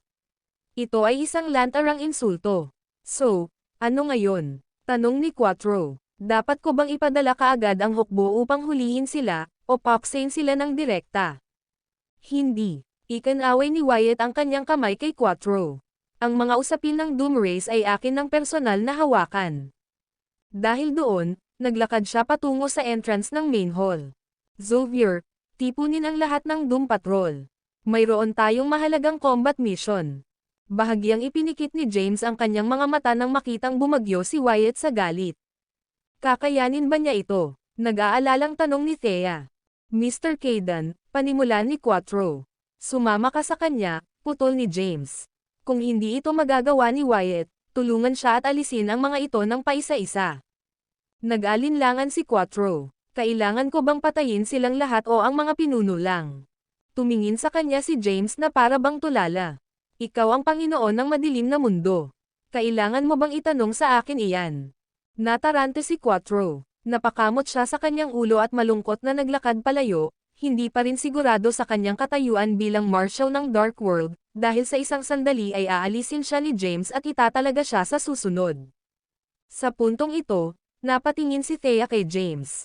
Mas inaalala mo ito kaysa sa Great Battle. Hindi lang ito ang tungkol sa pagtatatag ng awtoridad ni Wyatt, di ba? Sinulyapan ni James si Thea at bahagyang tumugon, ang lahi ng Doom ay isang napaka-warlike at kakaibang lahi, ngunit napigilan sila dahil sa kakulangan ng mga mapagkukunan ng pagtatanim. Sa pagkakataong ito, gusto kong gampanan nila ang isang mahalagang papel at tunay na ipamalas ang kanilang potensyal na labanan. Kumunat ang noo ni Thea. Mas mahalaga ba ito kaysa sa napakaraming kaharian? Hindi sila maihahambing. Lumapit si James sa malapit na upuan at umupo. Ang kasalukuyang sitwasyon ng napakaraming kaharian at ng Doom Race ay parang buhok laban sa mga paa. Maaaring tumubo ang buhok kung mawala, ngunit baldado ka kung mawala ang iyong mga paa. Nang marinig ito, tila may na-realize si Thea at agad na sumugod sa gilid ni James. Buhok at paa. Sinasabi mo bang ang napakaraming kaharian ay parang buhok at ang lahi ng Doom ay parang mga paa? Nang makita ang galit na ekspresyon ni Thea, nag-alinlangan si James, napagtantong may nadulas siya, at mabilis na tinakpan ang kanyang bibig. Jamie, ano ba talaga ang pinaplano mo? Pinandilatan siya ni Thea ng maputlang mukha. Sa tingin ko naiintindihan ko na. Ikaw. Hindi ito ang iniisip mo. Awkward na nagkibit-balikat si James. No, it is exactly what I think. You've had this plan ever since you returned from Zymergy, mabangis na sabi ni Thea.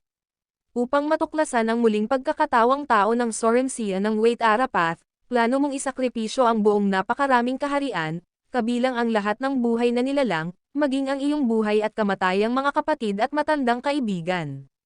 Ang pagkawasak ng Sky at ang pagbagsak ng Celestial Sages ay mga unang hakbang lamang ng iyong plano. Gulat na tinuro niya si James. Hindi mo kayang patayin sila, kaya ginamit mo ang suhestyon ko na gawin ni Yanni ang lahat. Sa ganitong paraan, inilantad mo si Yanni bilang isang undercover na ahente ng Shadowborn at ibinunyag ang masamang katangian ng muling pagkakatawang tao ng Soremsia ng Wait Arapath, na nagdulot ng galit ng publiko at inilantad ang impostor na nagpapanggap bilang ikaw. Ngunit sa planong ito, ang tunay mong layunin ay sirain si Sky, na naging sanhi ng pagbagsak ng Celestial Sages at lahat ng nabubuhay na nilalang sa loob ng Sky, kabilang ang nag-iisang anak na lalaki ni Truett at Zitlali. Ginamit mo pa ang insidenteng ito para subukan ang katapatan sa iyo ni Truett at Zitlali. Mapait na namula ang mukha ni James. Mahal. Huwag mo akong tawaging mahal. Napaatras si Thea ng 2 hakbang. Jamie, hindi pa ba sapat na malupit ito? Gusto mo pang ang gamitin ito para masiklab ang dakilang labanan, gamit ang impostor at si Lord Goyo para maalis ang tapat mong mga kapatid at matandang kaibigan. Ito ang tunay na dahilan kung bakit hindi mo sineseryoso ang Great Battle at hayaan si Lysia na pangasiwaan ang lahat. Ang video na ito ay edited by Urban Storytelling. Kabanata 7583. Nang makitang halos umuungal si Thea, dahan daw ang ipinikit ni James ang kanyang mga mata. Ang kanyang asawa ay higit na matalino kaysa sa naisip niya. Gayunpaman, hindi niya maintindihan kung bakit hindi niya nakita na ang paglipat na ito ay isa sa sapilitang kawalan ng kakayahan kung siya ay napakatalino. Jamie, nakakatakot ka, nabulunan si Thea, lalo na pagkatapos mong kunin ang posisyon ng Supreme Path. Habang tinitingnan kita, mas naiintindihan kita at ang iyong mga aksyon. Noong nakaraan, ang iyong pagpapasya sa pagpatay ay nakadirekta sa mga kaaway. Ngayon, bakit mo pinupuntirya ang mga inosenteng nabubuhay na nilalang sa napakaraming kaharian kahit ang iyong buhay at kamatayang mga kapatid? Para subukan lang ba sila, para gawing Diyos ang sarili ko? Natatakot ako na hindi ganoon kadali. Pwede mo bang sabihin sa akin kung ano talaga ang gusto mo? Huwag mo akong alalahanin, okay? Dahan-daang iminulat ni James ang kanyang mga mata at tumingin kay Thea. Namumula ang mga mata nito sa kakaiyak. Antong hininga siya. Magsalita ka. Tinadyakan ni Thea ang kanyang paa at hiniling, kung ayaw mo, iiyak ako sa harap mo. Saglit na natigilan si James. Sa sumunod na segundo, napaupo si Thea sa lupa, humihikbi. Huwag mong isipin na matalino ako. Mas madalas tayong maghiwalay kaysa magkasama. Nagbabago ang panahon, at napakaraming bagay ang nangyari. Hindi ko maintindihan ang lahat tungkol sa iyo, hindi ako makakasabay sa lahat ng bagay. Nang makita ang kanyang kahabag-habag at medyo katawa-tawa na kalagayan, si James ay nasa kawalan. Hindi naman ganito ang Thea noon. Siya ay itim at puti sa kanyang mga pananaw, at siya ay mawawala ng walang bakas kapag siya ay nagalit. Ngayon, hindi siya tumakas ngunit ginamit niya ang ganitong paraan para harapin siya, na hindi niya kayang hawakan. Walang magawa, naglakad siya ng may mapait na ngiti.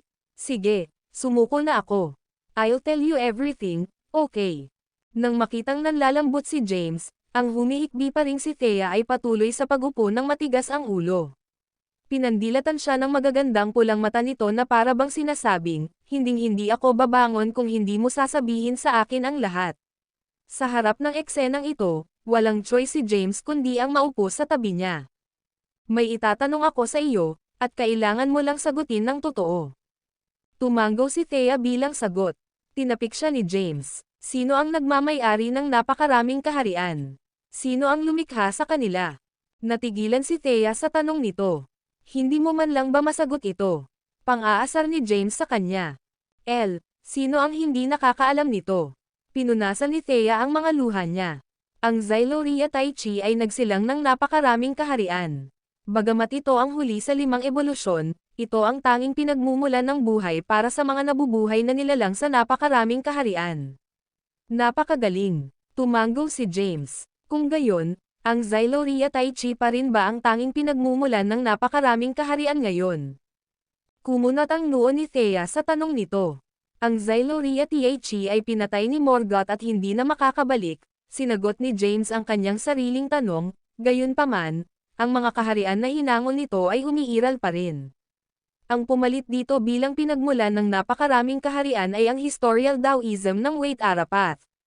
Sa ilalim ng Taoism, maging si Yeria, ikaw, ang gobernador ng Yang, o maging ang pinakamataas na nilalang ng Zymergy, at kasama ang aking sarili ngayon, maaari lamang nating pamahalaan at dominahin ang napakaraming kaharian, ngunit hindi tayo ang tunay na pinagmulan, ni ang Panginoon. Kung gayon, sino ang Panginoon ng napakaraming kaharian? Pagkarinig nito ay tila may naintindihan si Thea at gulat na tumingin kay James. Waite Arapath. Ang video na ito ay edited by Urban Storytelling. Kabanata 7584. Ito ang kanyang historical Taoism. Napatingin si James kay Thea at Antong hininga. Naniniwala kayong lahat na ako ang mortal emperor ng napakaraming kaharian at na sila ang aking pundasyon. Sa totoo lang, ito ay sa panimula ay mali. Kahit na isinama ko ang Tai Chi World at nakuha ang spiritual providence, higit sa kalahati ng providence na iyon ay hindi tinangkilik ng mga buhay na nilalang o hindi ko ginamit. Sa halip, ito ay inaalok sa historical Taoism ng Waite Arapath. Sa madaling salita, naharang ito ng 3 reincarnation Soremsia na nakatago sa napakaraming kaharian. Nang marinig ang sinabi ni James, hindi napigilan ni Thea na mapabuntong hininga. Napagtanto niya ang kanyang galit kay James at ang kanyang kawalan ng kakayahan na tanggapin ang kanyang mga aksyon laban sa mga buhay na nilalang at ang kanyang mga kapatid na lalaki ay nagmula sa isang hindi pagkakaunawaan sa pag-iisip. Hindi pa rin niya binago ang kanyang pangunawa sa asensya ng pagmamay-ari ng napakaraming kaharian. Naniniwala siya na hanggat iginagalang ng mga nabubuhay na nilalang sa Health Realm si James, siya ang Panginoon ng mga kaharian at natural na may tungkuling protektahan sila. Sa katotohanan, ang napakaraming kaharian ay pinangungunahan pa rin ng historical Taoism ng Waite Arapath, na lihim na manipulahin ng reincarnation Soremsia, na lumalakas sa palihim na paraan. Kung ang mga buhay na nilalang sa napakaraming kaharian ay patuloy na mabubuhay at umunlad, sila ay magpapalusog lamang sa reincarnation Soremsia ng Waite Arapath, na maglalapit sa Lear Tribulation. Ang nakaraang anyo, ang kasalukuyang anyo, at ang hinaharap na anyo. Tanong ni Thea, bahagi rin ba ito ng historical Taoism of Waite Arapath? Oo naman. Napatingin si James kay Thea. Hindi ba lahat ng nabubuhay na nilalang sa huli ay nakategorya sa nakaraan, kasalukuyan, at hinaharap? Mabilis na tumango si Thea. Kung wala ang nakaraan, mawawala ang lahat ng alaala, sabi ni James, na idiniin ang bawat salita. Paano mabubuhay ang isang tao kung wala ang kasalukuyan? Kung walang hinaharap, kung gayon ang lahat ng pag-asa ay mawawala, na nag-iiwan lamang ng walang katapusang kawalan ng pag-asa. Bahagyang bumantong hininga, nagpatuloy si James, gayunpaman, ang tatlong pinagsamang ito ay ang tunay na historical Taoism. Sa madaling salita, hinati ng Waite Arapat ang Sorumsia sa nakaraan, kasalukuyan, at hinaharap hindi lamang para iwasan ang pagtugis ng Nine Kairos Gods, kundi para gamitin ang buhay ng lahat ng nabubuhay na nilalang sa napakaraming kaharian bilang kabayaran sa kanyang pagbabalik. Pagtingin kay James, nanginginig si Thea at tumayo. Ibig mong sabihin kapag tunay na bumalik ang Waite Arapat, ang Lear Tribulation ay sasabog, at lahat ng nabubuhay na nilalang sa napakaraming kaharian ay mawawasak. Huminga ng malalim si James at dahan-daang bumangon sa lupa. Maaari mo ring sabihin na ang lahat ng nabubuhay na nilalang sa napakaraming kaharian ay mga sakripisyong inihanda ng Waite Arapat para sa kanyang pagbabalik. Naghihintay lamang ito ng tamang sandali. Nakakatakot iyan. Halos hindi makapaniwala si Thea sa kanyang narinig. Para sa kanyang makasariling pagnanasa, ano ang silbi ng pagsira sa hindi mabilang na buhay na nilalang sa napakaraming kaharian, kahit na bumalik siya sa posisyon ng Supreme Path at sakupin ang buong Health Realm. Nariyan pa rin ang mga nilalang na Alcide. Tinitigan ni James si Thea. Mas marami siyang makukuha kung bored siya. Sa kanyang mga mata, ang mga buhay na nilalang sa napakaraming kaharian ay alabok lamang sa kanyang kapritsyo. Kung nalulugod siya, maaari siyang lumikha ng hindi mabilang na Tai Chi world at hindi mabilang na napakaraming kaharian. Dahan-daang pumikit si Thea at muntik ng madapa habang 2 hakbang paatras. Kung ang sinabi ng kanyang asawa ay totoo kung gayon ang kanyang mga aksyon sa mga buhay na nilalang ng napakaraming tao, ang mga kaharian ay hindi dahil sa kalupitan o kawalan ng puso kundi isang sapilitang pagkilos ng kaligtasan. Minsan siya ay isa sa mga nabubuhay na nilalang. Hindi niya nais na makita ang mga buhay na nilalang sa napakaraming kaharian na maging mga disposable pawn sa mga kamay ng isang Diyos, na nawasak sa pamamagitan ng isang markang paywa isang hininga, na parang sila ay hindi kailanman umiral, na walang iniwan na bakas. Darling, humarap si James then, what I've told you, only you can know. You shouldn't tell anyone else. Pero kapuputan ka nila. Tinitigan ng mabuti ni Thea si James. Kahit na mag-set up ka ng ganoong engranding scheme at gawin ang lahat para protektahan ang kanilang mga kaluluwa at iligtas sila, malamang na hindi nila. Ako ay tao, at walang sino man ang maaaring magustuhan ng lahat, sabi ni James na may mahinang ngiti. Lahat kayo ay nagtulak sa akin sa posisyon ng kataas-taasang landas ng buong lakas. Kung may dapat sisihin, hindi ko dapat tiisin ng mag-isa, tama. Ngumuso si Thea. So, sasagutin ka ni Lizzie ang kasalanan. Ang video na ito ay edited by Urban Storytelling. Kabanata 7585. Hindi lang siya. Tinuro ni James si Thea. Ikaw din. Saglit na nagulat si Thea pero parang naintindihan naman niya. Tumanggaw siya ng walang magawang ngiti. Ang pag-alis at pagsira sa napakaraming kaharian, na naging sanhi ng pansamantalang paglaho ng espiritual na providence, ang tunay na paraan upang putulin ang pinagmulan ng reincarnated Sorumsia ng Waite Arapat. Ito ang tunay na paraan upang sugpuin ang Lear Tribulation. Ang tila malupit at walang awa na plano ni James ay talagang isang anyo ng kaligtasan para sa mga walang kamalay-malay na nilalang sa napakaraming kaharian. Kung sisabog ang kapigatian, hindi na sila magkakaroon ng pagkakataong muling magkatawang tao. Sa sandaling iyon, ang dating tahimik na pasukan ng templo ay naging kaguluhan. Wyatt Dalibor, lumabas ka dito. How dare you misuse the clan leader order? Are you trying to incite rebellion? Nakakatakot ito. Kakauwi lang namin sa Doom Realm, at ipinagmamalaki na niya ang kanyang autoridad. Wyatt wouldn't do that. It must be important if he's summoning US. Nagtitiwala ako sa pinuno ng clan. Hindi siya kailanman naging pakitang tao. Anong klaseng pinuno siya ng angkan? Kung hindi lang siya mahina, hindi sana tayo ipinatapon sa itinakwil ng Diyos na lugar na ito. Oy, ang Doom Realm ay mas masahol pa kumpara sa Forlatland. Nai-exile na tayo. Kalimutan mo na, ngayong nandito na tayo, tingnan natin kung ano ang plano ni Wyatt. You're being unreasonable. We were exiled because of the clan leader. Kung hindi ka masyadong mayabang, wala tayo sa ganitong gulo. Eksakto. Hindi ipinatapon ni Emperor Kaden ang pinuno ng angkan. Pinili niyang sumama sa atin upang suportahan tayo. Everyone, have some conscience. Malaki ang isinakripisyo ng clan leader para sa atin. Hindi ka ba nakonsensya? Sa pagkakataong ito, napatunayan ni Wyatt ang kanyang sarili na isang tunay na lalaki. Noon ay minamaliit ko siya, ngunit ngayon ay iginagalang ko siya. Lalong lumakas ang gulo sa labas. Sa loob ng main hall, nagpalitan ng tingin sina James at Thea. Sa sumunod na segundo, humakbang si Thea at casual na ikan-away ang kanyang kamay. Isang nakakatakot na Hongrom aura, ang bumaril sa pinto, na nagpalipad sa paparating na mga maharlika ng Doom Race at mga nakatataas na awtoridad na may sunod-sunod na kalabog. Inutusan ng pinuno ng angkan ang lahat na maghintay sa labas ng bulwagan. Ang sinumang maglakas loob na manghimasok sa Chaos Temple ay papatayin. Ang mga salita ni Thea ay agad na nagpatahimik sa maingay na karamihan.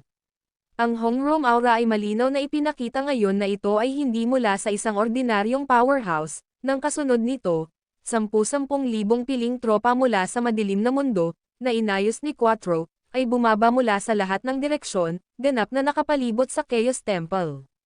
Sa isang iglap, kumaway ang mga banner, ang hukbo ay nakatayo sa mahigpit na pormasayon, at isang matinding pagpatay na aura ang napuno sa hangin. Let's change our appearances, tumingin si Thea kay James. Si Wyatt na mismo ang hahawak sa mga nanggugulo. Kailangan nating i-secure ang lugar na ito. Napangiti ng mahina si James. Kasama kita dito, hindi ko na kailangang pumasok, di ba? Hindi pwede. Agad namang hinawakan ni Thea si James. Ikaw ang gumawa ng walang awa na planong ito. Hindi mo maiiwasang madumihan ang iyong mga kamay. Habang nagsasalita siya, ini-swipe niya ang kanyang maselang kamay sa magkabilang mukha nila, mabilis na binago ang kanilang hitsura, pagkatapos ay kinaladkad siya palabas ng main hall.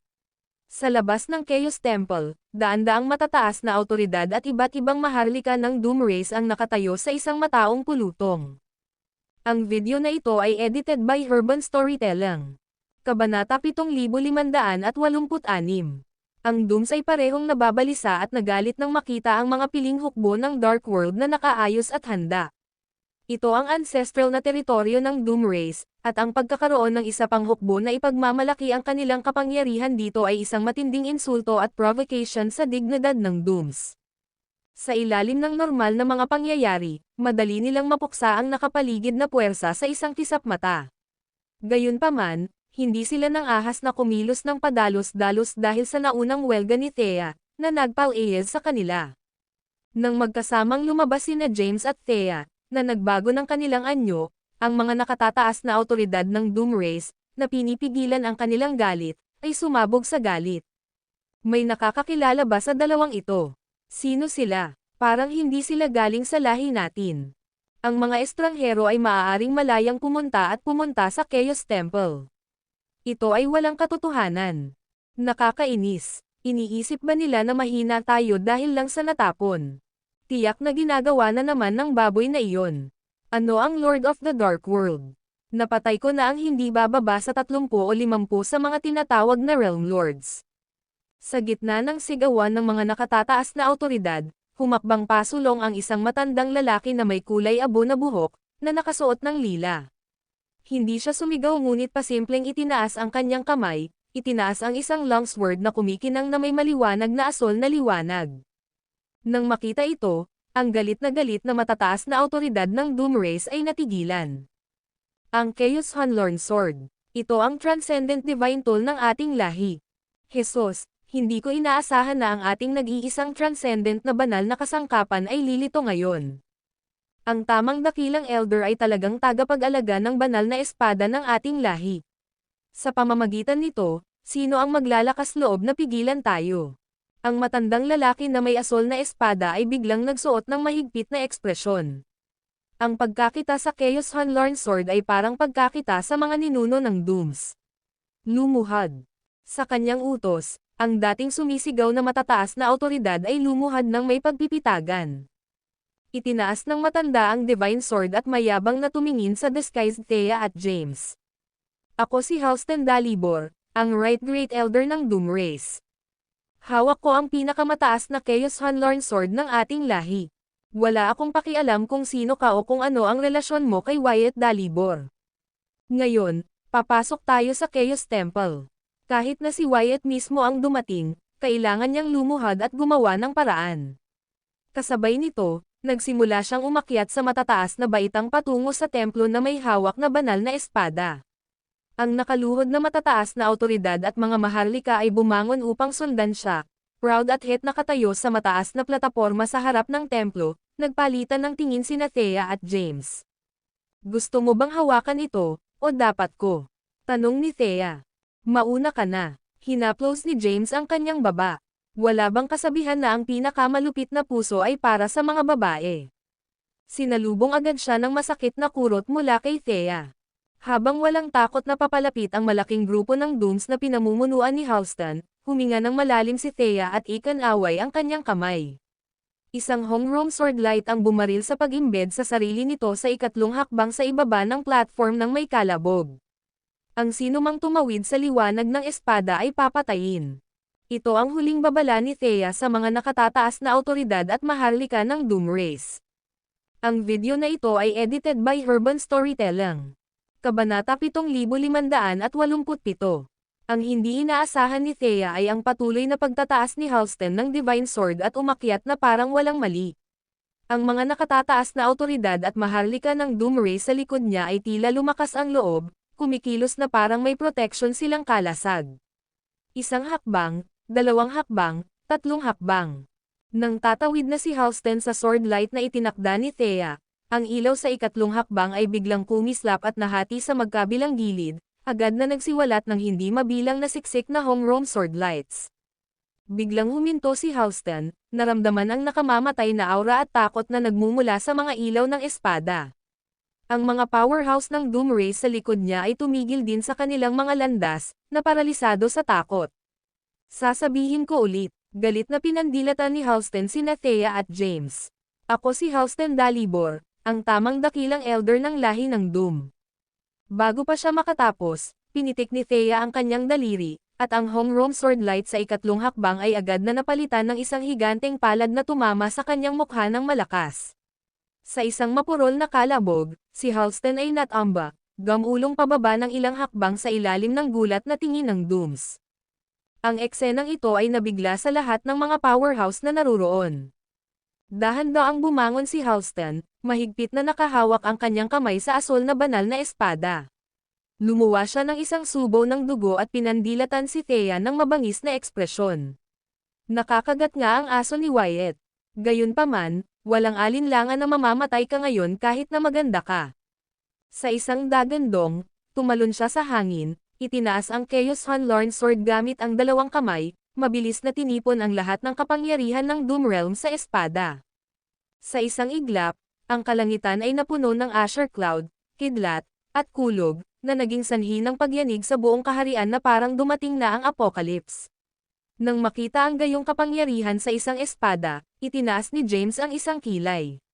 Gayunpaman, kalmadong tumayo si Thea habang nasa likod ang kanyang mga kamay, na parang nanunood ng isang tanga. Kahit kanino ka man, mamamatay ang humaharang sa akin. Sa isa pang dagandong, hinampos ni Halston si Thea gamit ang Chaos Hunlorn Sword. Biglang bumagsak ang isang sword energy na sumasaklaw sa 10,000 light years, sinisira ang lahat ng dinadaanan nito, na naging dahilan upang manginig ang buong Doom Realm. Gayunpaman, nang ang lahat ng mga powerhouse ng Doom Race ay naisip na ang espadang ito ay paksain ang lahat, ang inaasahang pagsabog at pagbagsak ay hindi nangyari. Nang matauhan sila, nakita nila ang isang ilusyon na malaking kamay, na nagniningning ng kulay ube gintong liwanag, na nakahawak sa nahuhulog na asol na sword energy sa itaas ng ulo ni Thea. Paano ito posible? Ang mukha ni Halston ay nagbago ng husto sa nakita. Maging ang mga powerhouse sa Declan Mahayana rank sa Doom Realm ay hindi makatiis sa aking espada. Nabigla, Sinubukan niyang bawiin ang Chaos Hunlorn Sword ngunit nalaman niyang ang asol na sword energy ay mahigpit na nakakapit ng purple gold illusory na kamay, kaya imposibleng umatras. Iniisip niya kung anong uri ng nakakatakot na kapangyarihan ito. Ang Chaos Hunlorn Sword ay ang pinakamataas na kayamanan ng Doom Race, na hindi sinasadyang nakuha mula sa panlabas na larangan ng digmaan ng Forlatland. Walang kapantay sa buong madilim na mundo at may kakayahang mangibabaw sa isang panig ng Tai Chi World, tila wala na itong silbi. Nang makita ito, ang mga powerhouse ng Doom Race ay natulala, nanlaki ang kanilang mga mata sa takot. Halston Dalibor, tama ba? Ngumisi si Thea. Sa iyong edad, winawagayway mo pa rin ang iyong espada at napakasama ng ugali. Nabili mo ba ang iyong posisyon bilang Right Great Elder ng Doom Race? Habang nagsasalita siya, gumalaw ang zen ni Thea. Sa isang buzz, ang ilusyon na kamay sa itaas ng kanyang ulo ay agad na inagaw ang Chaos Hunlorn Sword mula kay Halston at mabilis na inilagay ito sa kanyang sariling kamay. Ito ay isang mahusay na transcendent na banal na tool. Sabi ni Thea sabay lingon kay James. Itatago ba natin ito bilang kaloob ng pagbati kapag kumukuha tayo ng mga alagad? Itong piraso ng basura, ngumuso si James. Darling, napakakuripot mo. Kahit sinong maging alagad mo ay tiyak na napakaswerte. Ang video na ito ay edited by Urban Storytelling. Kabanata 7588. Sa isang malutong na snap, hinampas ni Thea si James ng Chaos Hunlorn Sword, na nagdulot ng matalik lang. Sa kabila ng suntok, si James ay nanatiling hindi nasaktan at hindi nabigla. Ang natulala na sa mga powerhouse ng Doom Race ay takot at nagsimulang umatras sa takot. Nagtaka sila kung anong klaseng halimaw ang kaharap nila. Ang lakas ng lalaki at babae na ito ay lampas sa kanilang pangunawa, marahil ay nahihigitin maging ang mga buhay na nilalang sa napakaraming kaharian. Sa kawalan, nilunok ni Halston ang kanyang takot at sumigaw, ano ang kinakatakutan mo? Sila ay mga alipin lamang ni Wyatt. Ngayon ay tungkol sa dignidad ng ating lahi. Sinugod niya si Thea mula sa kawalan. Ikaw ang nagdala nito sa sarili mo, walang magawa si Thea. Sa susunod na sandali, ang hindi mabilang na mga sinag ng Hong-Rom Swordlight mula sa ikatlong hakbang ay bumaril habang si Halston ay tumawid dito, agad na pinutol siya at napuno ng ambon ng dugo ang hangin. Ilang mga powerhouse ng Doom Race na nalinlang ni Halston ang tumawid sa liwanag ng espada at nakatagpo ng parehong kapalaran. Nang masaksihan ito, ang mga natitirang powerhouse, na malapit ng maninangil, ay agad na umatras sa sobrang takot. Isa itong strike sa pagpapababa ng dimensyon. Hindi na kinailangan pang kumilos ni Thea at James ng personal. Anumang random na enerhiya na kanilang iginuhit ay maaaring lipulin ang lahat ng mga powerhouse dito. Sa sandaling iyon, isang malakas na dagandong ang umalangaw mula sa kawalan sa labas ng pangunahing bulwagan. Tumigil ka kung ayaw mong mamatay. Nang marinig ito, tumangala sa kawalan ang natakot na Doom Race powerhouses. Sa susunod na sandali, lumitaw ang Bone Warlight, na nagpakita sa figure ni Wyatt. Nang makita ang mga Jinotay Gutay na labi ng Halston at ilang mga powerhouse, ang kanyang mukha ay nagpakita ng kawalan ng kakayahan at panghihinayang. Hindi ko kasalanan. Inosenteng iwinagayway ni Thea ang kanyang mga kamay. Sinubukan nilang pilitin ang kanilang daan. Mabilis niyang hinayla si James na nagbago na ng anyo. Ideya niya iyon. Pagkarinig nito, tumingin si James kay Thea na parang may nakikitang demonyo. Ikaw talaga ang mabait kong asawa. Bahala ka, mahal na asawa. Walang pag-aalinlang ang tinapik ni Thea ang braso ni James, na ikinataranta nito. Hindi nagpakita ng anumang intensyon si Wyatt na sisihin sila. Sa halip, dahan-dahan siyang lumingon at tumingin sa mga nakatatakot na powerhouse. Wyatt Dalibor, nakipagsabuatan ka sa mga tagalabas para saktan ang lahi. Baliw ka. Wyatt Dalibor, hinayaan mong patayin ng iyong mga alipors ang kanang dakilang elder at agawin ang ating napakahusay na banal na kasangkapan. Ikaw ay, Wyatt Dalibor, ipinagkanulo mo ba ang tiwala ng mga ninuno? Sa pagharap sa galit ng mga natakot na powerhouse, walang sinabi si Wyatt. Dahan-dahan niyang itinaas ang kanyang kamay, at sunod-sunod na dagwang ulo ang gamulong palabas sa kanyang kalawakan, bumabagsak sa mga hagdanan na may sunod-sunod na kalabog, na naipon sa paanan ng mga powerhouse. Nang makita ang 12 ng mga duguan na ulo, Ang unang galit na mga powerhouse ay nagpakita ng matinding takot at pagkabigla. Nakilala nila ang mga mukha. Sila ang mga Panginoon ng 12 ng mga universo sa ilalim ng Doom Race. Hindi nila inaasahan na ang mga Panginoong ito ay pinugutan ng ulo ni Wyatt. Ang video na ito ay edited by Urban Storytelling. Kabanata 7589. Sa gitna ng panik sa mga powerhouse ng Doom Race, dahan-daang nagsalita si Wyatt na may malungkot na ekspresyon. Sumuwi ka sa mga utos ng clan leader, binabaliwala ang mga patakaran ng lahi, at kumilos ng nakapag-iisa. Sa loob, ibinabatay mo ang mga posisyon sa background ng pamilya, nagpapakita ng paboritismo, bumubuo ng mga pangkat, at nakikibahagi sa infighting. Sa panlabas, inaabuso mo ang kapangyarihan, nagdudulot ng kalituhan sa lahat ng nabubuhay na nilalang, kumilos ng mayabang, at pumapatay ng kusa, nagpapakita ng matinding kalupitan. Habang nagsasalita siya, bumaba si Wyatt ng 2 hakbang, dahilan upang umatras sa takot ang grupo ng mga powerhouse. Kailan naging ganito ang Doom Race? At kailan naging isa ang pinuno ng angkan na maaari mong utusan ng walang paggalang? Si Zizel ba ang nagbigay sa iyo ng tapang na ito? O sa palagay mo, ang pagkakaroon ng suporta niya ay nagpapahintulot sa iyo na kumilos ng walang parusa? Nang marinig ito, ang mga powerhouse ay natakot na kahit na huminga. Nagsiksikan sila. Itinuro ni Wyatt sa likuran niya ang Chaos Temple at sinabing, dahil nandito kayong lahat ngayon, linawin natin ang mga bagay-bagay. Kung sino man sa inyo ang nakakaramdam na kwalipikado at may kakayahang pumasok sa pinakamataas na templo ng Doom Race at maging bagong pinuno ng angkan, na humahantong sa karera pabalik sa kaluwalhatian, humakbang pasulong ngayon. Sa pagharap sa pagsaway ni Wyatt, ang mga powerhouse ay namutla at isa-isang lumuhad. Nakatayo sa taas ng hagdan, sumulyap si Thea kay James at saka ikan-away ang kamay, ibinato ang Chaos Hunlorn sword na nahuli niya kanina. Wyatt, ito ang treasured sword ng iyong lahi. Gamitin mo ito para i-execute sila at pumili ng bagong batch ng mga leader para lutisin ang problema sa ugat nito. Sandaling natigilan si Wyatt nang mahuli niya ang lumilipad na espada.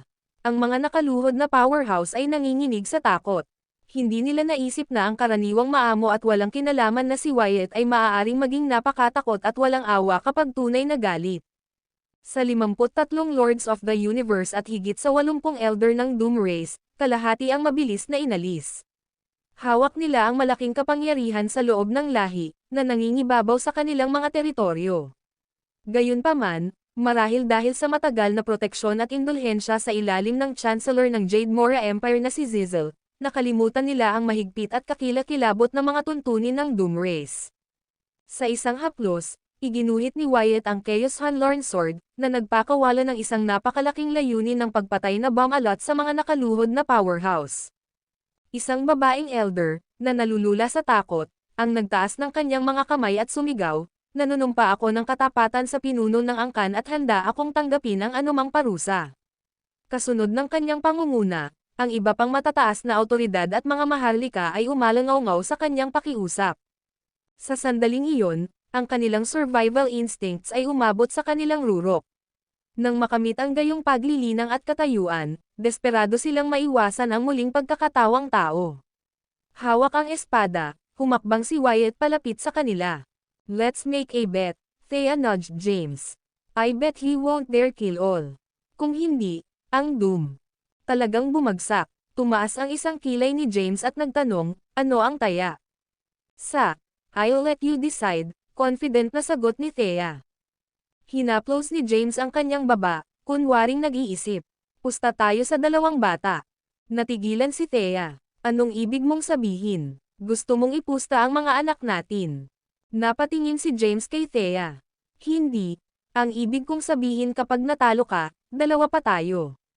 Isang lalaki at isang babae. Dahil sa biglaang sinabi niya, namula si Thea at sinampal si James. Ang video na ito ay edited by Urban Storytelling. Kabanata 7590. Hindi ka ba maaaring maging seryoso kahit minsan? Seryoso ako, kibot balikat ni James. Nagtataka ako kung ang bata ng Wait Arapath o ang homeroom child ay magiging mas malakas. Umungol si Thea at saka nahihiyang tumingin. Jamie, Matagal mo na itong pinaplano. Sa wakas ay nagpakawalan ng pilyong ngiti si James. Sino ang kailangang magplano? Kung gusto nating magkaanak, hayaan na lang natin sila. Malakas na kinurot ni Thea ang baywang ni James at tumahimik. Sa sandaling iyon, biglang sumigaw si Wyatt mula sa mga hakbang sa ibaba, "Xavier, dalhin mo sila." Sa kanyang utos, isang grupo ng mga elite na gwardya mula sa Doomrace ang nag-escort ng malaking bilang ng mga lalaki at babae sa napakalaking square. Hindi sila ordinaryong miyembro ng lahi kundi mga Panginoon at makalangit na landas ng iba't ibang universo sa ilalim ng domain ng Doomrace. Pagkababa nila, sabay-sabay silang lumuhad at sumigaw, "Pagbati, pinuno ng clan. Ipinangako namin ang aming katapatan sa lahi ng Doom at sa iyo." Ang kanilang magkakasabay na boses ay umalangaw na parang kulog sa buong Chaos Temple, na parang death knell sa nakaluhod na powerhouse at matataas na awtoridad. Hindi nila akalain na pagkatapos na maalis ni Wyatt ang halos kalahati ng mga Panginoon at landas sa langit, masusupol niya ang lahat ng natitira mula sa 53 universo. Kabilang sa kanila ang mga Panginoon ng higit sa kalahati ng mga eroplano at ang mga landas sa langit. Nang walang nakakapansin, ganap na nakontrol ni Wyatt ang Doomrace. Ang pagpapanatili sa tinaguriang matataas na awtoridad at maharlika ngayon ay tila hindi na kailangan. Nilalayo ni Wyatt na itatag ang kanyang awtoridad at maging pinakamataas na pinuno ng angkan, na ang kanyang salita ay ganap. Nagpakita si Wyatt ng isang nakamamatay na aura, malamig at walang awa, ganap na naiiba sa kanyang dating sarili. Kung nagkamali ka, dapat kang maparusahan. Kung lalabag ka sa mga patakaran, ikaw ang may halaga. Tataya ka ba o tutulungan kita? Ikaw mismo, o tutulungan kita? Ang kanyang mga salita ay nakadirekta sa nakaluhod na matataas na awtoridad at maharlika. Sa madaling salita, maaari silang magpakamatay at mapangalagaan ang kanilang mga kaluluwa para sa muling pagkakatawang tao, o papatayin ni Wyatt gamit ang Chaos Hunlorn Sword. Ang kanilang mga kaluluwa ay nabura ng walang pagkakataon na muling magkatawang tao. Ito ay isang pagpipilian na nagsapanganib sa buhay ng isang tao, at ang susi ay ang piliin ang paraan upang mamatay. Ang takot na matataas na awtoridad at maharlika ay nagpalitan ng desperadong sulyap. Sa sandaling iyon, isang babaeng buhay na nilalang ang tumayo. "Wyatt Dalibor, ikaw ba talaga ang walang puso at walang awa?" Hindi. Napatingin si Wyatt sa kanya. "Noon, masyado akong maluwag at mapagpasensya sa iyo. Nakalimutan mo ang mga panunumpa at tuntunin ng Doomrace. Bumalik sa Jorvan Temple, dapat ay namatay ka. Si Emperor Kaden ang nagligtas sa iyo sa ngalan ko. Sa pagbabalik sa Doomrealm, nanatili kang hindi mababago, kumikilos ayon sa gusto mo. Sarili mo lang ang dapat sisihin sa aking kalupitan. Para sa pangmatagalang katatagan ng lahi, upang maibalik ang aming dignidad at reputasyon, kailangan mong mamatay." Habang nagsasalita siya, iniwagayway niya ang Chaos Hunlorn Sword, at isang asol na liwanag ng espada ang kumislap. Bumagsak sa lupa ang ulo ng babaeng nabubuhay na nilalang ng may kalabog.